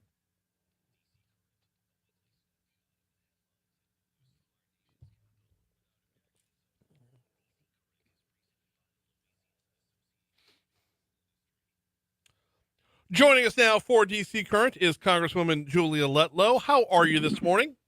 Hey, Brian. I'm doing well. How are you? I'm doing very well as well. Okay, so help confirm or deny this breaking news. The shutdown cannot end until November 1st because a Spirit Halloween store opened in the Senate chambers. What? I have not heard that one yet. Okay. Wow. I missed the breaking news. It may or may not be true. It's not like they're using it, right? Right. Oh, my gosh. That's great. You made my morning. Glad to hear it. What's the latest? I mean, where are we at right now? Oh, my gosh. It's a mess. Okay. It really, we know this shutdown's a complete failure on the part of the Democrats. And, you know me, I don't like to single people out, but truly it is. We're now on day 15, and regular people here in Louisiana are about to start feeling the effects. House Republicans and nearly every Senate Republican have voted to keep the government open while we negotiate full-year funding bills in the past. But because the Senate rule requires 60 votes, and I think that's important because I hear a lot, the Republicans have the House, the Senate, and the White House. But what people don't understand sometimes is that over on the Senate side, the rules require 60 votes, and that's really hard to get to. And that's how the Democrats are holding the government hostage and keeping it closed. And the Senate Democrats are insisting on their policy agenda being enacted as a price to pay for funding the government. So what does this include? It includes a $1.5 trillion increase in new spending, funding for illegal immigrant health care, and overturning much of what we accomplished in the One Big Beautiful Bill. So I'm grateful to the president. He's working to mitigate some of these harsher consequences, like finding ways to keep our military paid and nutrition payments for families on the WIC program. But there's services that are suffering, like my farmers. The USDA offices that they depend on are closed. Federal employees are going to start missing paychecks. And what we rely on so much down in Louisiana, the new flood insurance policies under the NFIP are on hold. So those are real consequences of shutting the government down. We need Schumer to open the government back up. I can't say it any more clearly. And the part I'm not understanding here, and you're on the House side, so I mean, obviously y'all did your job. Right. But the part I'm not understanding is everything that they want, as I understand it, is up for negotiation once the government's open again. So strategically, Congresswoman, I'm not understanding, open the government up and put Republicans under the microscope. Make y'all, live up to your word, right? Correct. And that's how government should work. But what you're not seeing and behind, pull back the curtain, and what you are seeing is Schumer is scared about losing his seat. I mean, that's really what this boils down to progressive, radical leftists who are coming after him. Last time when he voted for a clean CR, which was the right thing to do, not too long ago, they wanted to take him out in the streets. I mean, that truly his own party turned against him. And so he doesn't want that to happen again. They have Trump deranged syndrome where they absolutely cannot stand Trump. And so this is just him having to redeem himself in a way. And that's putting yourself above the American people. That's absolutely not what he was elected to do, to go up to D.C. and do. So that's really what, in my opinion, what's happening with the shutdown. You know, one of the things, and I'm curious your take on this, one of the things that it gets in the way of actual governance is the cameras, and it is the microphones. Are we in a position now where we have too much transparency, so much so that, you know, people have to, you know, quote unquote, be on, you know, put up the act or whatever, where maybe if there was, some kind of Senate retreat, they could actually get down to talking? Absolutely. You know, back in the good old days before social media, where everybody has this huge microphone and platform. And when you go up there and you can see it, you've been up there, Brian, you know who's there to be famous and who's there to get work done. Right. And I would like to end on this on a positive note. There are so many more people up there who are there to do a good job than there are to be famous and look for sound bites and clickbait. But unfortunately, those that are there to try to get attention do get it now, because we walk around with these little mini computers in our pockets, and they can instantly send a message. I mean, gone are the days of writing an op-ed in your local newspaper to get your point across. You can do it in 2 seconds on your phone. So you're absolutely right. Handheld broadcast studio everywhere you go. I mean, That's right. It's access to the entire world. We're talking with Congresswoman Julia Letlow. This is DC Current, presented by the Louisiana Association of Business and Industry. Congresswoman, I hope this doesn't come off like a stupid question, but like, what are you doing? Like, I mean, you picking up hobbies? Maybe, you know, learning, downloading some Duolingo, picking up another language. What do we got going on? Learning how to cross stitch. Right. No, my offices are still open for work for constituents. So, you know, it's been a good time for me to really sit down with our team, go through outstanding casework, make sure that we're answering people's calls when they are concerned or they're nervous or, you know, this is actually my first shutdown that I've ever experienced. So I'm learning as well about what's available, what resources there are, how we can get people in touch with, you know, the right department agencies when they're having problems. So that's really, it's been a learning process for me to really sit down with our team and have some time to go through what they go through on a daily basis. You know, there's nothing better than shadowing your own team members to make sure that you have a full understanding of how it all operates. But I've been enjoying doing that with them and really just filling my day with making sure that we're helping people, because that's our highest calling. I don't want to pry too much in the personal lives here, but is your team paid right now? Are they part of those who were supposed to go home? Yeah, it's my understanding that those paychecks will not come through until the end of the shutdown. Okay. So I could be wrong on that. I need to double check, but yeah, I mean, it affects us all. Truly. No, absolutely. We're talking with Congresswoman Julia Letlow. Now, while the federal government is shut down, that doesn't stop the headlines from around the world. Give me your reaction with the peace agreement between Israel and Hamas. Wow, what a monumental agreement that was. It was. I remember the morning it happened, I was sitting down with Jeremiah, my son, and I said, this is a huge, huge day. And I was trying to explain it all to him because wow, what an incredible feat that was. That it was just, I mean, President Trump using his brilliance to deliver peace in the Middle East. My goodness, that's biblical. And I was trying to explain it to Jeremiah. I'm not doing a good job of it now either. But what a huge testament to the president, and to return all of the living hostages. Wow, that's a commitment. I mean, he fulfilled his promise to deliver peace through strength. And gosh, seeing those videos, Brian, I don't know if you're watching them, of those hostages reunited with their families. Yeah. Oh my gosh, I can't watch it without crying. And I'm just praying for their recovery. And also those families that, you know, their loved ones didn't come home, and I can't help but continue to be filled with grief for them, and will continue to pray for them every day as they move forward in unimaginable grief. But just so incredibly excited. You know, I also had the opportunity to question Secretary Rubio when he was before our committee. And I remember leaving that hearing, Brian, thinking, wow, that is an incredible man. And I think the president said it, that he will go down as the strongest Secretary of State we have ever had in this country. So it's an incredible week to say the least. Yeah. And just so incredibly excited and happy that it happened. You think it'll stick? I mean, I think we've all got this day by day, like every day that goes by, that they're adhering to it, every day that they can move forward with the 20-point plan. Are we all kind of in a day by day mode? Yeah, everybody's just so nervous, and you're so hopeful, full of hope, and pray that it will. And I think moving forward, that's all we can do is pray that it will hold, because my goodness, those people need peace over there. Yeah. They truly do. Big time. Absolutely. We got Congresswoman Julia Letlow for just another minute or so. This is DC Current, presented by the Louisiana Association of Business and Industry, your state's Chamber of Commerce. Learn more at labi.org.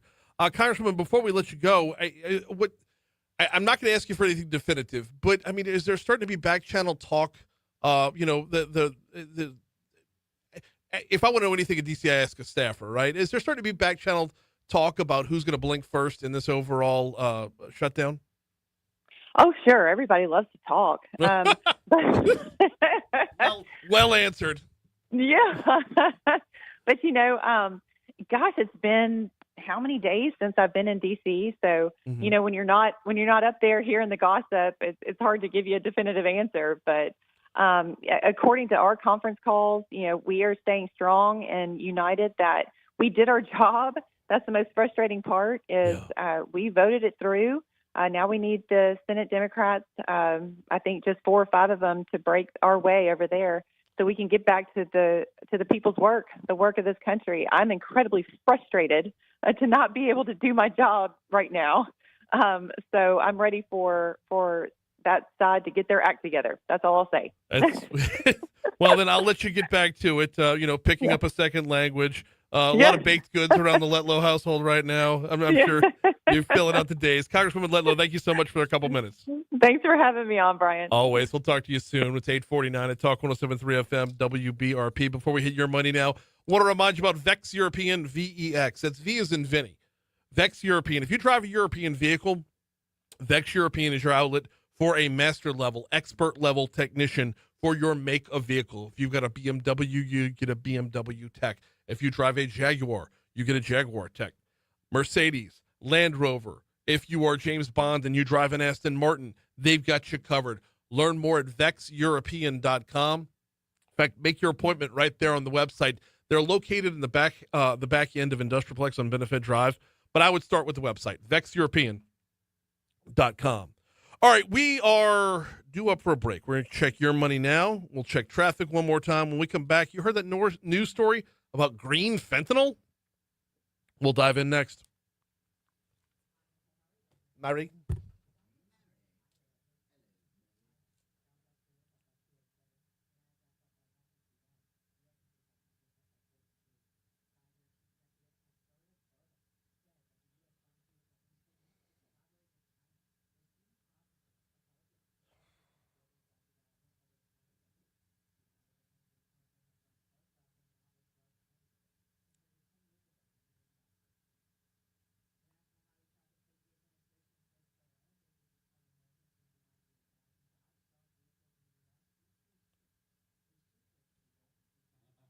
Whoa!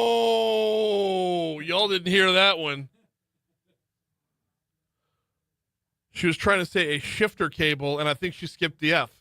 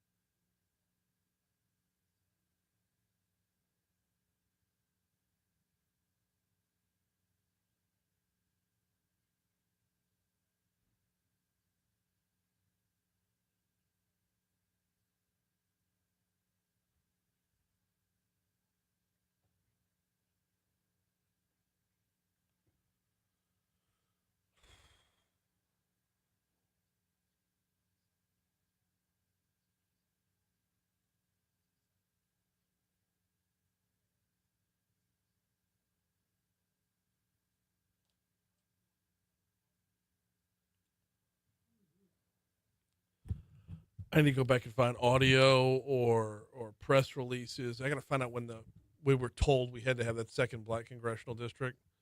It's more than a year ago.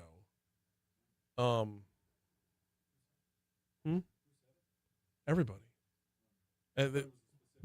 No, Jeff Landry, Troy Carter, Liz Murrell, like it was everywhere. Like, oh, it's simple math.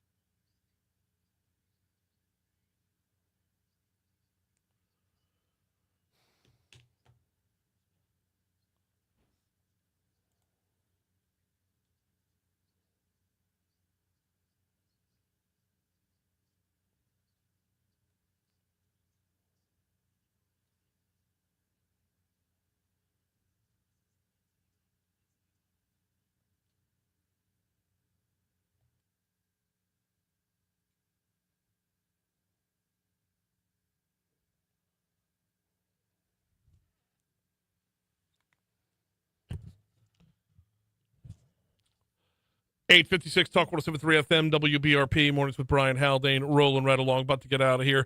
Hand off to Moon Griffon and the Moon Griffon Show. Going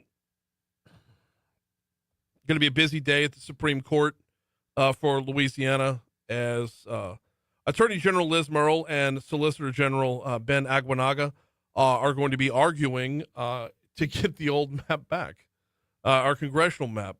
The quote coming from Liz Murrell, and I'm grabbing this from a press release that her office sent out a little less than an hour ago. Quote, "It's time for the courts to stop forcing us to separate our voters by race. Our Constitution prohibits the sorting of Americans into voting districts based on their skin color. We have made this argument for years. I am grateful that the court has now asked the parties to brief whether this entire system is constitutional. My answer is it is not. Our Constitution sees neither black voters nor white voters. It sees only American voters." It's hard to separate the two different arguments from when we were forced down this path to begin with, because the number of times, and I was one of the ones that said you can't make everything based off of race. That's unconstitutional to make everything based off of race. And the answer coming back at me the whole time was it's simple math. Moon was beating his head against the wall with this the entire time as well. You have geographical differences. You have financial differences. You have, different industries in different places to where we share very little in common with those who are in our district. And the only way that this district makes sense is if you're only looking at it, and talking about Congressional District 6, the way it makes sense is if you're only looking at it through race. And that is unconstitutional. And the number of people who made that argument when this was first argued, and we were all shot down, said, no. Simple math. 1/3 state is black. You got to have 1/3 of the congressional seats be majority minority. And it was argued that way. And now they've got to go back and re-argue in the opposite direction. So we'll be following it throughout the day, to be sure.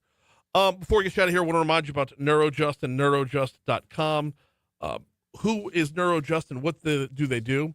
Well, if you or a family member has that battle with anxiety or depression, it's constant and inescapable. And it's like constantly having, 6-foot waves splashing around in your head. Well, if you want to calm those seas, I recommend something called TMS, transcranial magnetic stimulation.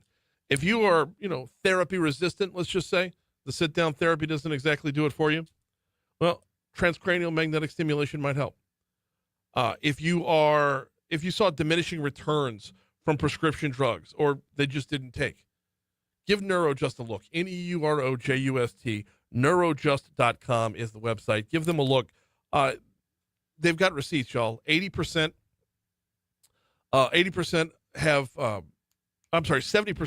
have full recovery, full remission. 80% show response rates. Learn more at neurojust.com. Not enough time to get into another topic here. We got to get out of here. Moon's coming up next. Tomorrow, Haggai Davis will be in for a cup of tech gumbo. Tomorrow we will have Crime Stoppers. Tomorrow we will have all the latest coming from the Supreme Court. Right now, that's going to do it for us. We'll see you tomorrow. All right. Guys, I got to bounce. I got a whole lot of stuff I've got to get done before I got to get to Rotary today. Thank y'all so much for playing along. Trying to get Liz on the show tomorrow. Okay. Once she's all done, Liz or Ben, either way. Sweet. So we'll see you later.